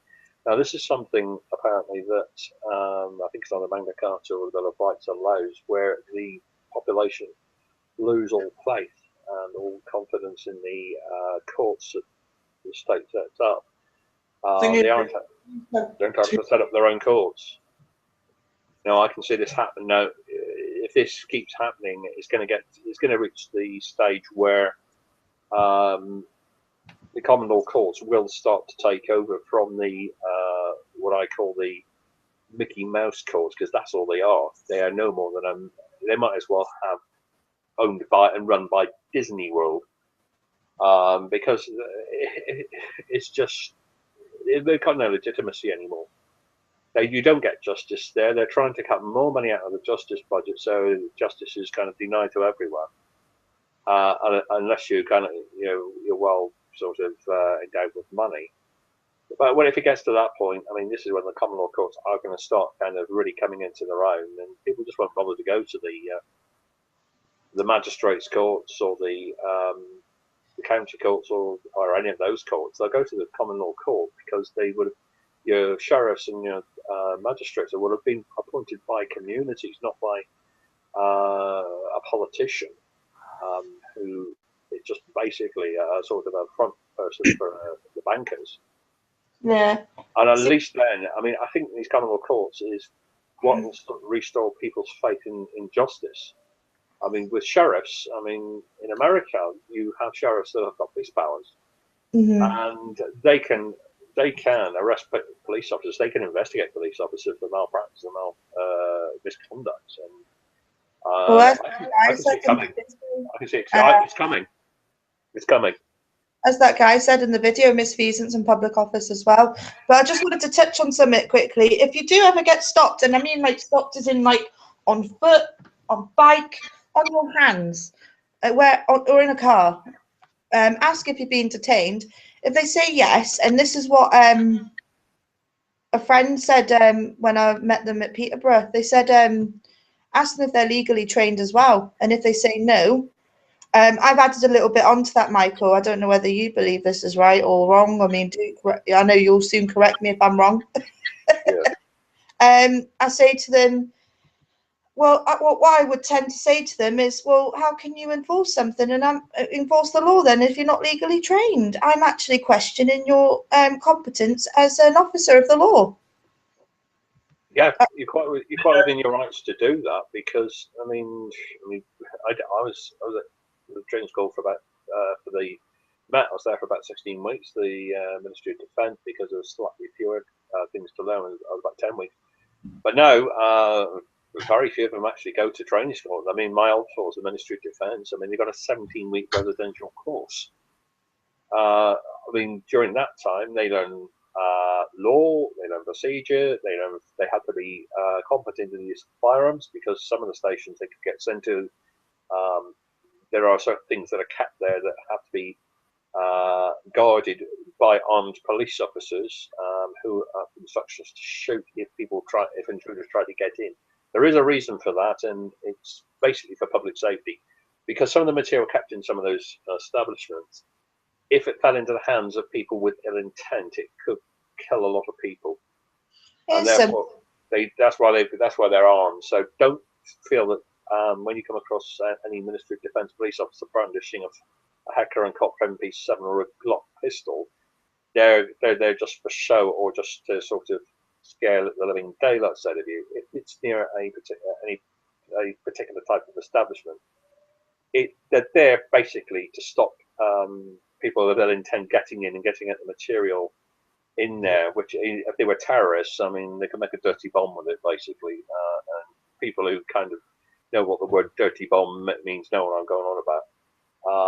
It's better ready to sort of, you have to take a person who's intending to do that out, rather than kill possibly a city of, say, 250,000. See, the thing is as well, my beef is with the police. Like, I mean, they do these things, but here's something that I came across in my findings, and the question was actually posed to me earlier on today. This was by Dan, actually. He actually asked if there was a database of firearm licenses, and if there's any police officers that actually hold them for tasers, because surely you need some kind of firearms training or license to operate a taser. Tasers come under Section 5 of the Firearms Act 1968.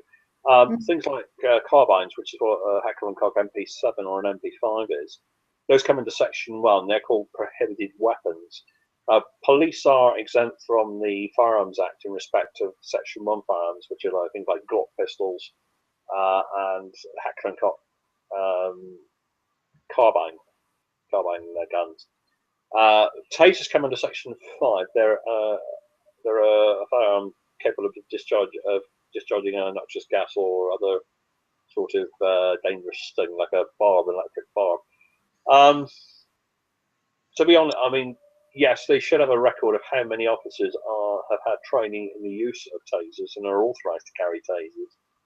When the taser was first introduced, it was purely for use and issue to officers who were firearms trained, and these officers are reassessed in every 6 months, and they have to prove that they can use the firearm responsibly in the right sort of circumstances, and they're also psychologically assessed to make sure they are psychologically stable.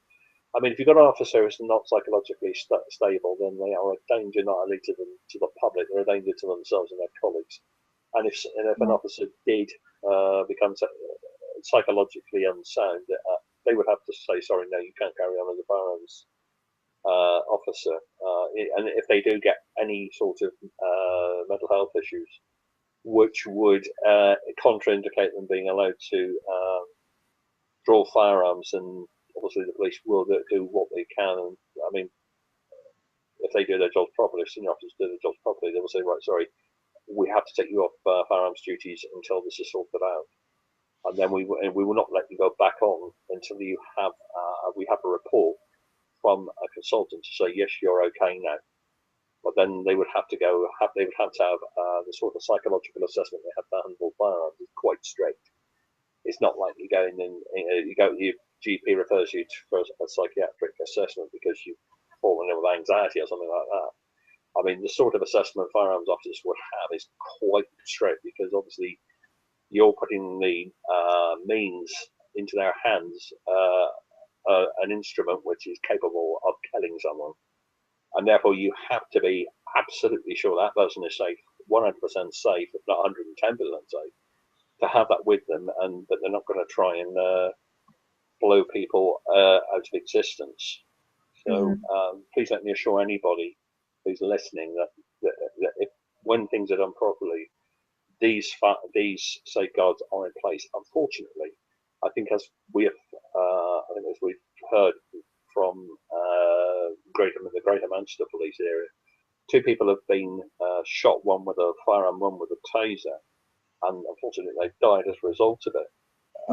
Now, this does ask some very, very serious questions as to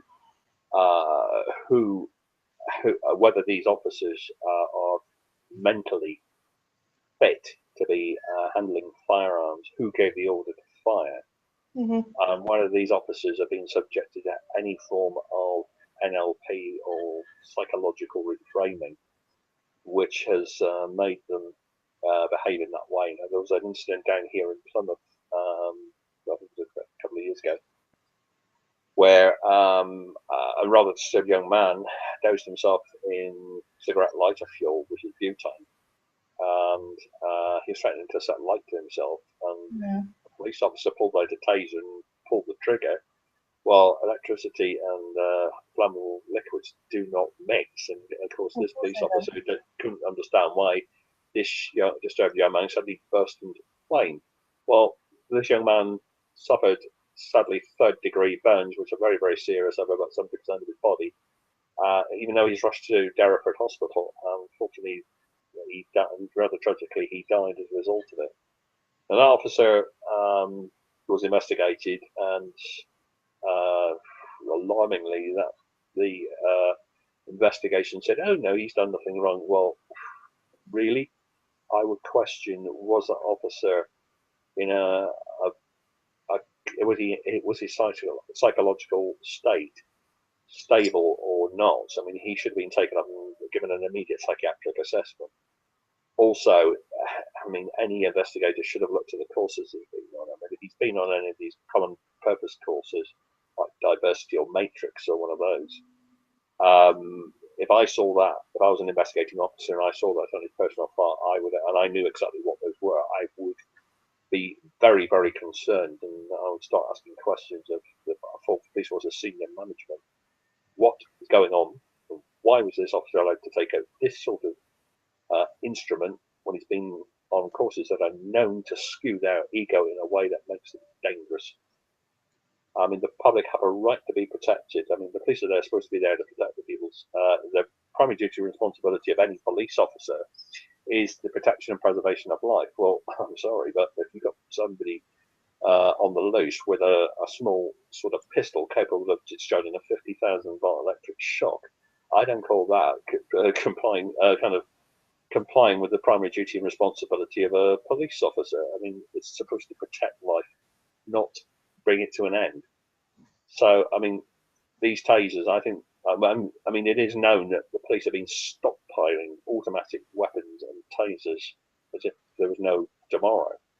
And I think police chiefs really do need to start answering serious questions to the public. And if necessary, these automatic weapons need to be sent to the guillotine and be destroyed, and the tasers need to be destroyed and recycled as well. These are instruments, these are lethal instruments. The tasers are not being used as means of stopping people who are armed with firearms or weapons of offence like a samurai sword. These are being used as an instrument of control and compliance. That's not what they were made for. I mean, you see them on YouTube, you see American officers chasing after somebody, threatening to taser them. I mean, that just shows how completely off their heads they are. I mean, if an officer is off their head, they've got something like a taser in their hand, my golly, that person isn't safe. They're not safe to themselves, and they're not. I mean, who knows? They're not going to turn it on themselves. Yeah, absolutely. It's the way the police go at the minute, they are dangerous, and they're saying about the law, and they say, "Oh no, for instance, Michael, I was actually stopped by a police officer. Well, 2 police officers said that I was driving otherwise in accordance with my license. Can you translate that? Can you translate driving otherwise in accordance with your license? It basically means you're driving a car, and the conditions that are attached to your license, you're not complying with those conditions. very simply, if you're, case, if I just give an example, say you are driving a double-decker bus and your driving license doesn't allow you to drive a double-decker bus, then that is driving not in accordance with your license. right, but in my case, I am on a provisional, and they said that I wasn't driving with a supervising driver or with L plates on my vehicle.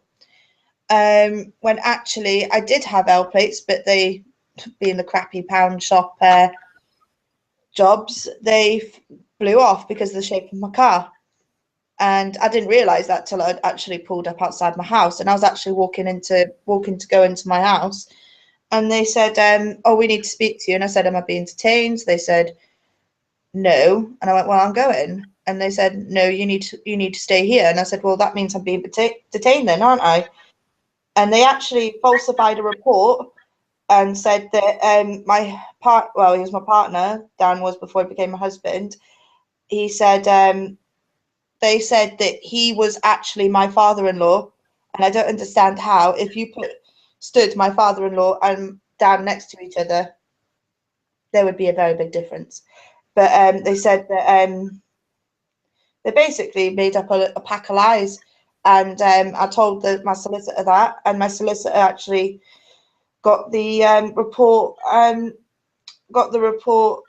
read through the report and said, no, everything they're saying there is wrong, and the offence got withdrawn. So they would have had to have done that because those officers were committing an offence. Under the old police discipline regs, probably under the Police Reform Act, so that would have been corrupt and improper practice, or and also it would be something called falsehood and prevarication. I made a complaint, and that's where Sergeant Norton, who is known for his indiscretion. And I just want to make another point, Michael, about another officer in Northamptonshire Police. His name is PC North.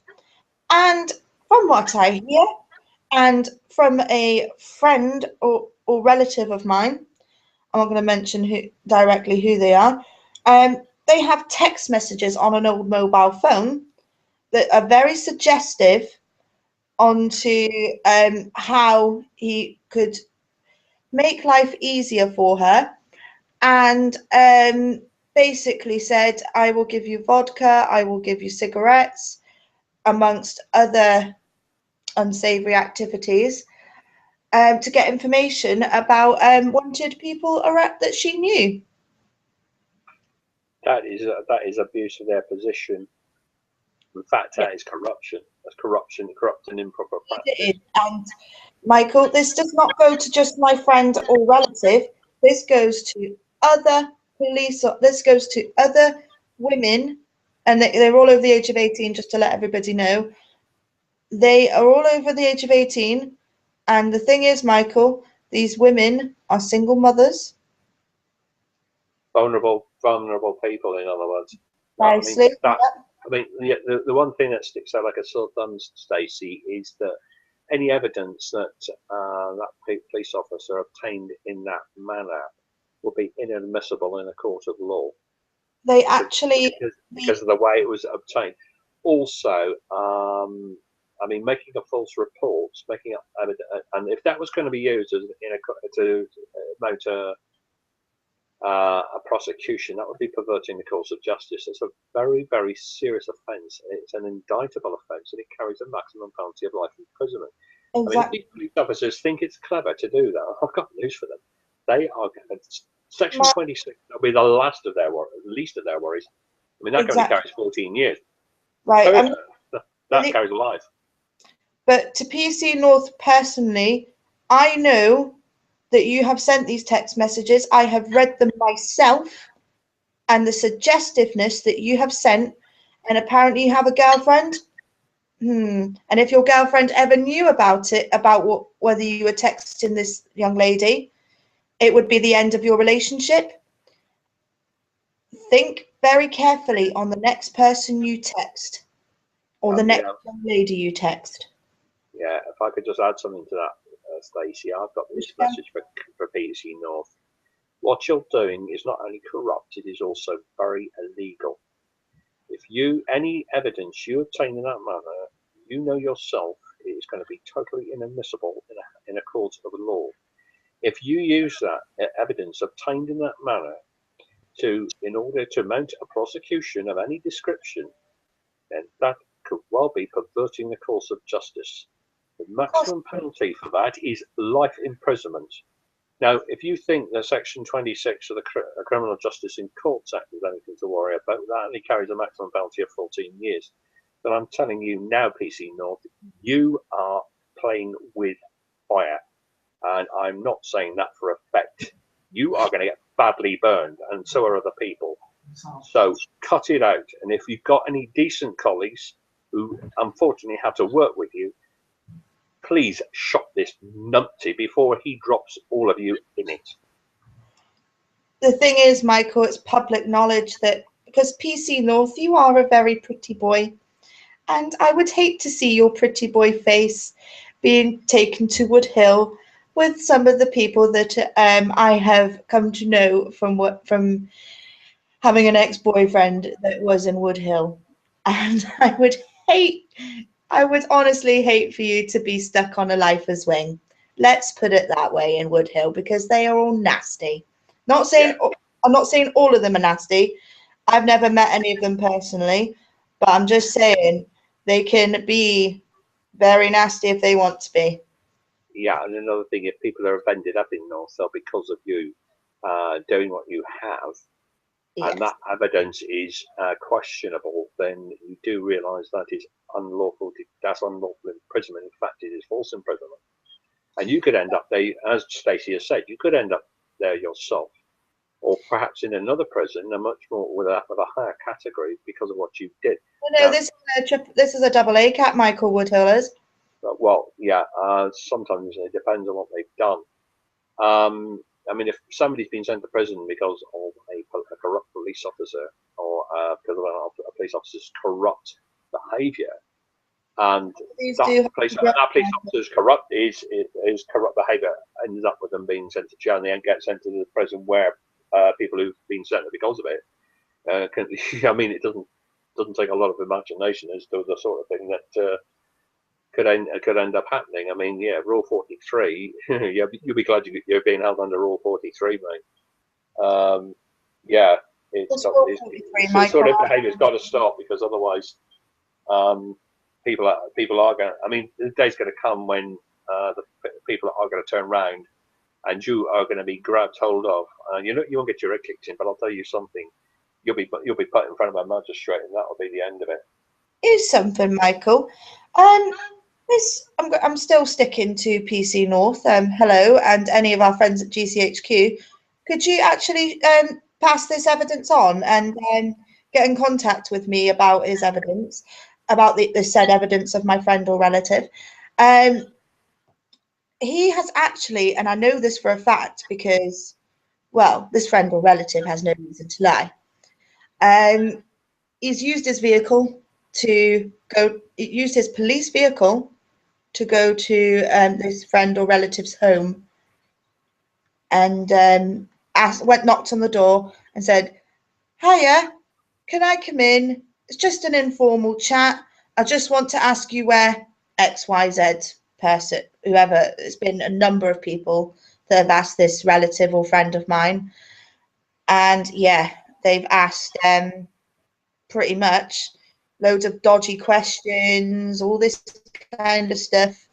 And yeah, he was very suggestive. I've seen the messages myself, and I do hope PC North, or anyone from Northamptonshire Police are listening, that we're on to you. I'm on to you. Yeah, I mean, if there are any decent coppers from Northampton Police, please, will you do something about this officer before you get all get tarred with the same brush as him? I mean, as I've said, there are probably decent and honest police officers within Northamptonshire Police who are getting sick and tired of having to work with people like him. The answer really is in your hands. Get hold of him, get him out of the job. He's a menace to you. He's a menace to the public. And to put it this way, Michael, I've even been told that I am actually dangerous at the moment. I'm dangerous, and I'm not dangerous because of mental health or anything like that. I have been told I am actually dangerous because I know I'm starting to learn a lot more, and I'm learning more and more about the law, and I probably know it a bit better than some of the police officers. And that's just with like learning from you, Michael. Well, I hate to think what sort of danger level I'm sort of regarded. I mean, one thing I would think is that those who've got a very good knowledge of the law and know how the law works and how it can be made to work. I wouldn't be surprised if they're seen as dangerous, but also I wouldn't be surprised if they steer well clear of those people because they know that their knowledge is such that they would know how to bring down the malevolent individuals who are responsible for a lot of the malfeasance we see. They know that they can, unless they've got something that's absolutely kind of watertight. These people like you and me and others who've got this instinct, this inborn instinct for noticing when something's wrong and how to deal with it. They probably regard us as dangerous to their plans, but I wouldn't mind betting they are absolutely cashing themselves because they know whenever they hear our names, they think, "Oh shit, it's them," and they know they have got to be very, very careful because they'll know you'll instinctively know they're trying to pull the ball over your eyes, and they know you can have them, and you know exactly how to have them, and you also know how to sort of box them in so they can't get out. This is why people like you, myself, and others like us are regarded as dangerous, but it's only dangerous to that person's plant. This is the way organised criminals work, but the thing is, they all make that stupid mistake that gets them caught. People like you and me are the ones who normally end up catching them. Because we can work out how they've done it, and work out, and then drawing on our resources and different resources like the police national crime database, the PNCD, we can then start formulating a way to bring them down. And I mean, I know I've got access and also knowledge of a lot of resources, legal resources I can call on to formulate a strategy to bring down a corrupt individual or a corrupt organisation. If GCHQ are listening to that and you think I'm dangerous, you haven't seen what I was doing when I was a copper. Believe you me, I could bring down a corrupt individual very quickly. So if you think I'm dangerous, then yeah, you're probably right. If somebody's doing something they shouldn't, but I can also be a absolute asset, as can any other people like Stacey and others like us. Absolutely. We can be an asset in bringing down corruption where corruption is doing harm even to those who see fit to listen into people's conversations on the telephone or on YouTube or even on Google Plus Hangouts. If you are listening, GCHQ, hello, and yeah, take your face for a brown one, and and anyone that's listening at Northamptonshire Police, or if Sir Peter Farthead is listening, I'd just like to say something. Well, one question really. Why? Why do you feel the need to bully? Why do you feel the need to get your little minions to bully people? I'll tell you what, you can go on the beat with them and see if you can do a better job. If you can, you deserve your title as Chief Constable. If you don't feel you're up to it, maybe you should consider getting your P45 in to go and sign on. I think a lot of these are going to be pretty much condemned and getting their P45s, Michael. To be quite honest, and quite a few of them have in Northants Police anyway, as far as I know. I mean, when we're talking of Sir Peter Farhy, his force, the Greater Manchester Police. I mean, one of their special operations division is called Operation Wolverine, which is sort of roads policing. Now they go around stealing people's cars, claiming they're not insured or anything like that. And when you challenge them about it, oh no, you've got to prove us wrong. Oh no, you can take us to the court in Strasbourg. They'll find us. I listened to a sergeant who sounded like he was on unofficial leave from a psychiatric unit, or he was off his head on something something illegal. Now, if he was on something illegal, please tell me what it was, because I'd like some too. By the way, it was said in jest. It wasn't actually meant Probably seriously. got it from the confiscated stash, Michael. Well, it might have been. We don't know that, but no, this sergeant. That's why I said it may have. yeah. This sergeant though sent it completely off his head to show how corrupt Greater Manchester Police is. And the officer did a seizure on a vehicle. He wouldn't listen. That's not carrying out a proper investigation. That was a breach of the law. Lying to his senior officers. Also, another officer impersonated an inspector from their PSD. When PSD were challenged about this, they admitted, no, that we haven't got any such person in this department. There is no such person in the force. I think this is just goes the length to which Greater Manchester Police will go to bully the public, to lie. It just shows, and then they wonder why they're under investigation for corruption. The Greater Manchester officer who blew the whistle, I'll tell you something, if you're listening, you did the right thing. Absolutely. You did absolutely the right thing. I've got a lot of respect for, and I'm sure those people who live in the metropolitan county of Greater Manchester have got a lot of respect for you. Okay, it cost you your career. Yes, you'll get over that. But I'll tell you something, you can hold your head up high and say to the public, yes, well, I blew the whistle on this and I got out. And I'm proud I blew the whistle before it got out of hand. And I'll tell you something, mate, I've got a lot of respect for you. And see, Section 26 is making a lot of the... Yeah, I mean, the investigation started, Stacey, long before Section 26 came in. Yeah, but see, if anyone that's having issues with the police and everything in Northamptonshire, not Greater Manchester, they can still use Section 26 now. That doesn't stop them from doing that. Yeah, it applies. Yeah, the thing is with legislation, it only applies to the day it came to force. It can't be. Yeah. I mean, before that, they can get them for misconduct in public office.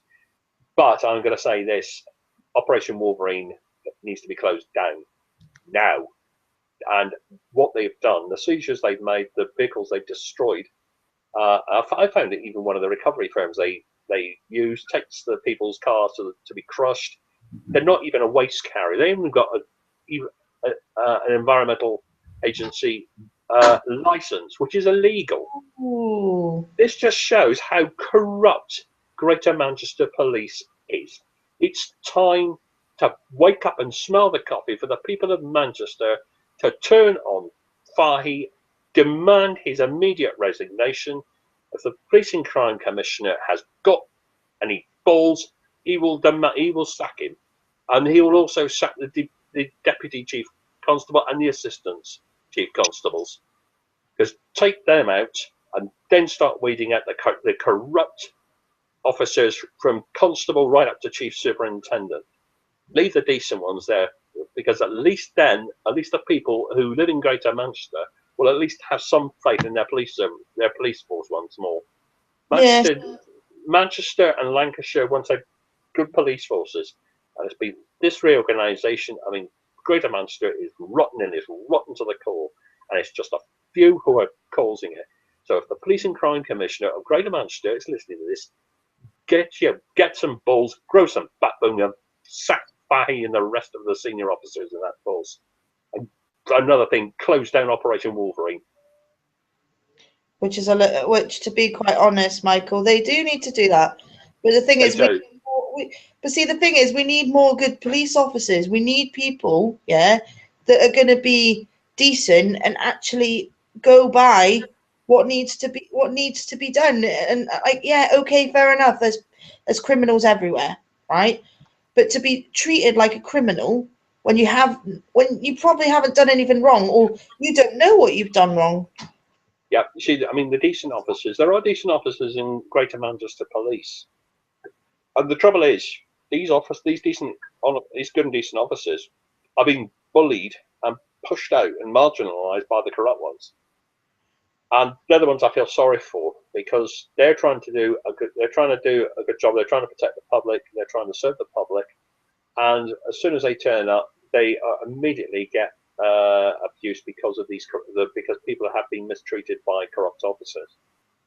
And that's very stressful for these officers. And yes, it does make them ill. It makes them very, very ill with stress. That shouldn't be happening. And this is why I said what I did just now. The Police and Crime Commissioner for Greater Manchester needs to grow some backbone and get a pair of balls and sack Fahy. I don't care if he's due to retire soon or not. He should be sacked. It's very coincidental, Michael, though, that the GMP chief constable is retiring at probably about the same time as my local chief constable. They probably joined the same. They probably joined the same around the same time. Stacey. So, yeah, I mean, I joined the Met in '78. Don't you find that strange? No, I mean, the thing is, I mean, back then, you had a number of police training centres around the country, and the one I went to was Hendon, but the one for the southwest of England was at a place, originally it was a place called Shotmall in Dorset, that covered Devon and Cornwall, Dorset, Wiltshire, Avon and Somerset. I think Hampshire, they went to another one along the south coast. Mm-hmm. But Shotmall wasn't really fit for purpose. It was getting old. It was also it needed a lot of work doing on it, and it was centralised at Cwmbran in South Wales. Then that was covering Devon and Cornwall, Avon and Somerset, Wiltshire, Dorset, Gloucestershire. It would also cover some the Welsh, the forces in South Wales, Dyfed Powys, South Wales, Gwent. It covered all of them, and and now they've closed even Cwmbran down. So where they're doing their training now for the southern half of the country, I just do not know. Absolutely madness. Yeah, but it does beg a belief, because what's happening now is before they can even join the police force, they've got to get this diploma in policing from the College of Policing, which is the old Bramshill Police Staff College. Now, the Police Staff College, that was sort of the University of the Police Service for England and Wales, and that was in Bramshill in Hampshire. And you had to be a sergeant to go there. Yeah. And you were basically accelerated. You were on accelerated promotion right to the ranks. I mean, Sir Ward, who's the current, he's the current president of the Association of Chief Police Officers. He is a Bramshill graduate. He went there as a sergeant, and then he just went up to the ranks. His current rank is that of Chief Constable. I mean, he has been an assistant commissioner in the Metropolitan Police. I mean, if it hadn't been Bernard Hoganhow, I do believe that Hugh Ward was he was on the shortlist for Commissioner of the Metropolitan Police, which would have meant he would have started his career with the Met and probably ended it in the Met. But I mean, my experience of working with him back in the late '70s. I mean, we were probationary police officers together. We had consecutive collar numbers. We were on the same shift at the same station in Victoria. He was a good copper, and he is respected throughout the police service as a copper's copper. Mm-hmm. But somewhere along the line, he's got involved with Common Purpose. I mean, that's a well-known fact, which is a pity. Yeah. He is an expert on counter-terrorism. Very, very clever man. Very clever man. Yeah, absolutely. Do you have any messages for our lovely viewers that are sitting here, even if it is GCHQ? Yes, if GCHQ are listening, please pass on our compliments to Mr.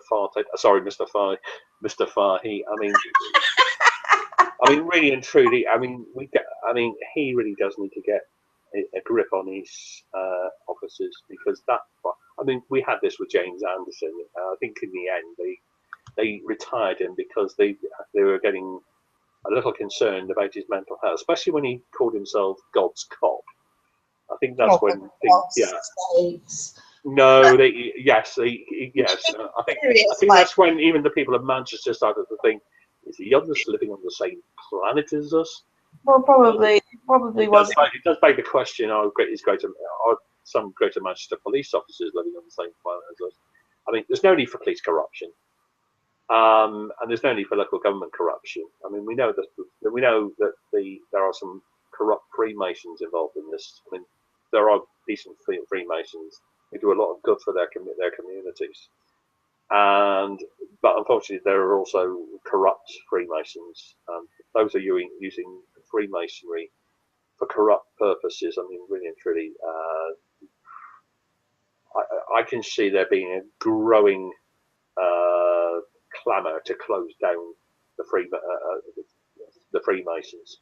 It's a shame because, like I said, there are Freemasons who do a lot of good for their communities. They raise money for charities. They,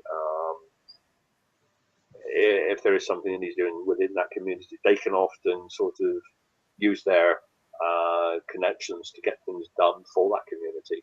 And that's what Freemasonry should really be about. Unfortunately, there are ones who've hijacked it.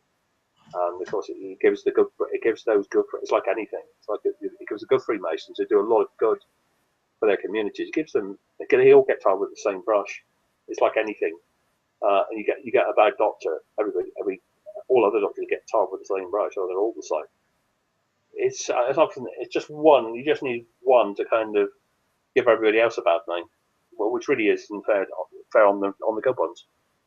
Yeah, absolutely. See, my message to GCHQ is why, and to all our lovely listeners who are listening in the Unity Peace Patrol news that isn't a spy or a politician or a cop, you're always welcome to listen in. And if you do have any other suggestions, we do have a Twitter page which is called, I think it's @_peace, as in not piece of cake, as in peace as in peaceful. That's our Twitter page. We've got Unity Peace Patrol News, which is our like page on Facebook, and we do have a Gmail address as well, which is Unity Patrol Broadcast. That's all one word @gmail.com. Feel free to come into it, and if you look out, we're going to be setting up a Skype. I'm thinking about setting up a Skype account for Unity Peace Patrol News as well. So anyone that wants to call in and answer, maybe ask questions or anything like that, would be welcome to do so, or any suggestions for any other future shows. I mean, I think maybe a role play of a police officer and someone like just to kind of go with it, Michael, if that makes sense. So like, for instance, I'd be the person that would be arguing with the copper and you'd be the copper, or something like that, just to kind of show people, how it's done.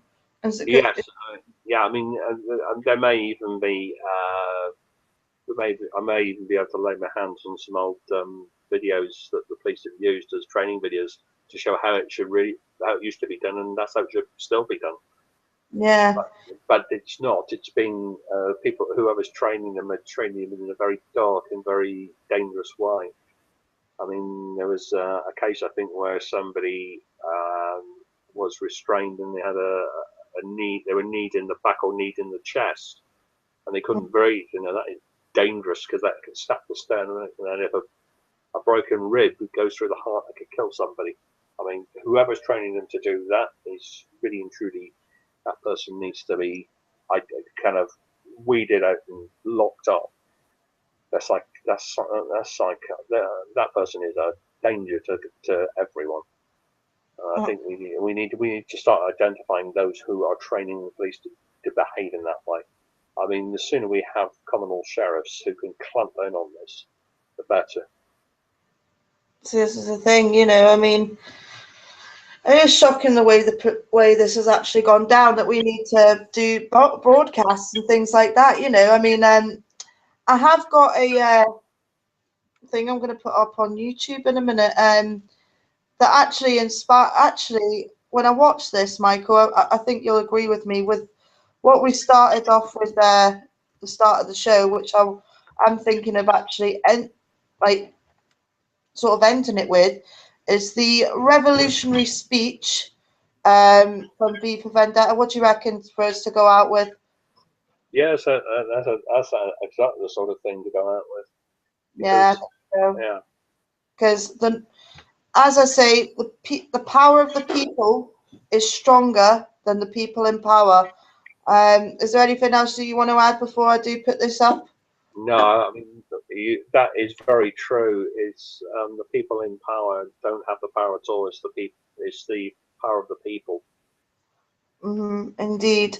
Well, thanks very much for everybody that came on. Thanks, Josh, for you didn't get a word in edgeways with us two old farts, but I'm sure you'll be able to get a word in edgeways another time. It's all right. But the thing is, the way I look at it is, Josh has actually woken up a bit more. Well, I think he's always knew that something wasn't quite right. Would that be fair to say? Nobody can see you Bang nodding. on. And I've it's the always known same. there's something not The right. same here, and I think this V for Vendetta video actually says quite a lot. But this is Stacey McLennan, our Human Library, Michael, and our friend Josh at Unity Peace Patrol News. And thanks everybody for watching. And this is the video that's quite an inspiration to me, actually. I don't know whether you'd agree, Michael. Tally ho! Yeah, I saw that myself, and it is very inspirational. Absolutely. Well, I'm going to go out with this. I think I was going to go out with something else, but I thought, no, keep it very serious, very momentous. Can you see that okay, Michael, if I put that in full screen? Yeah, that's fine. All right. Oh, hang on a second. Let me just do so. Oh God, I'm having a what I would call a brain fart. What I would call either an old timers moment or a blonde moment. Well, I think it's gonna be old timers to you. All right, here we go. We're gonna go out with Unity Peace Patrol News with the V for Vendetta, the revolutionary speech. Oh, look at that, going through Unity. For God's sake, don't touch it. Dad, what's wrong with the telly?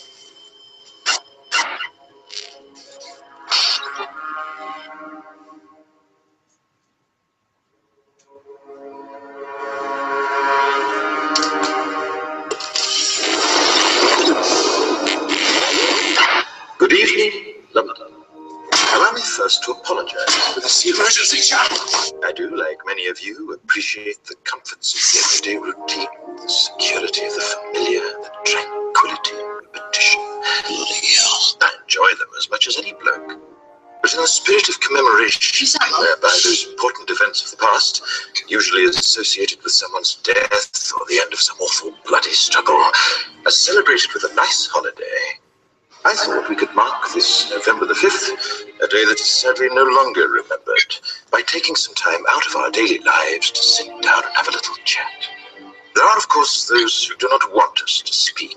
We think, just let me think. In fact, even now, orders are being shouted into telephones, and men with guns will soon be on their way. It's time for supper. Damn it. Why? Because while the truncheon may be used in lieu of conversation, words will always retain their power.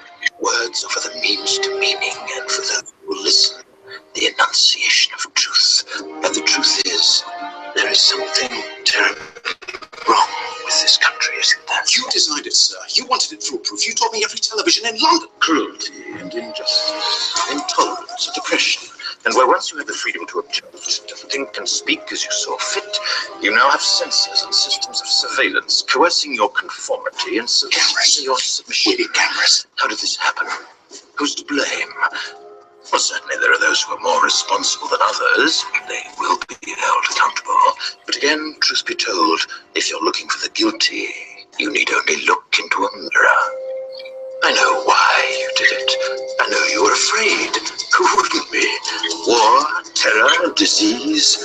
There were a myriad of problems which conspired to corrupt your reason and rob you of your common sense. Fear got the best of you, and in your panic you turned to the now High Chancellor Adam Sutler. He promised you order, he promised you peace, and all he demanded in return was your silent, obedient consent. Inspector, you're almost through. Last night, I sought to end that silence.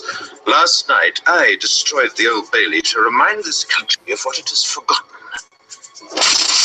More than 400 years ago, a great citizen wished to embed the 5th of November forever in our memory.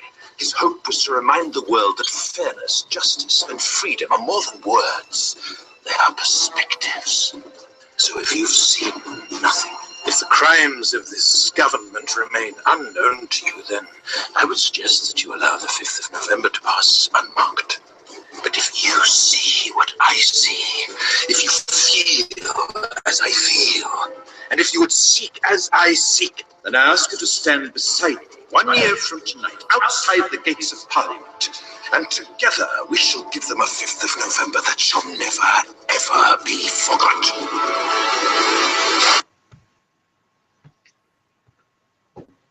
That's it for tonight's edition of Unity Peace Patrol News. And thanks ever so much for everybody for coming on. And just remember, the power of the people is stronger than the people in power. Good night.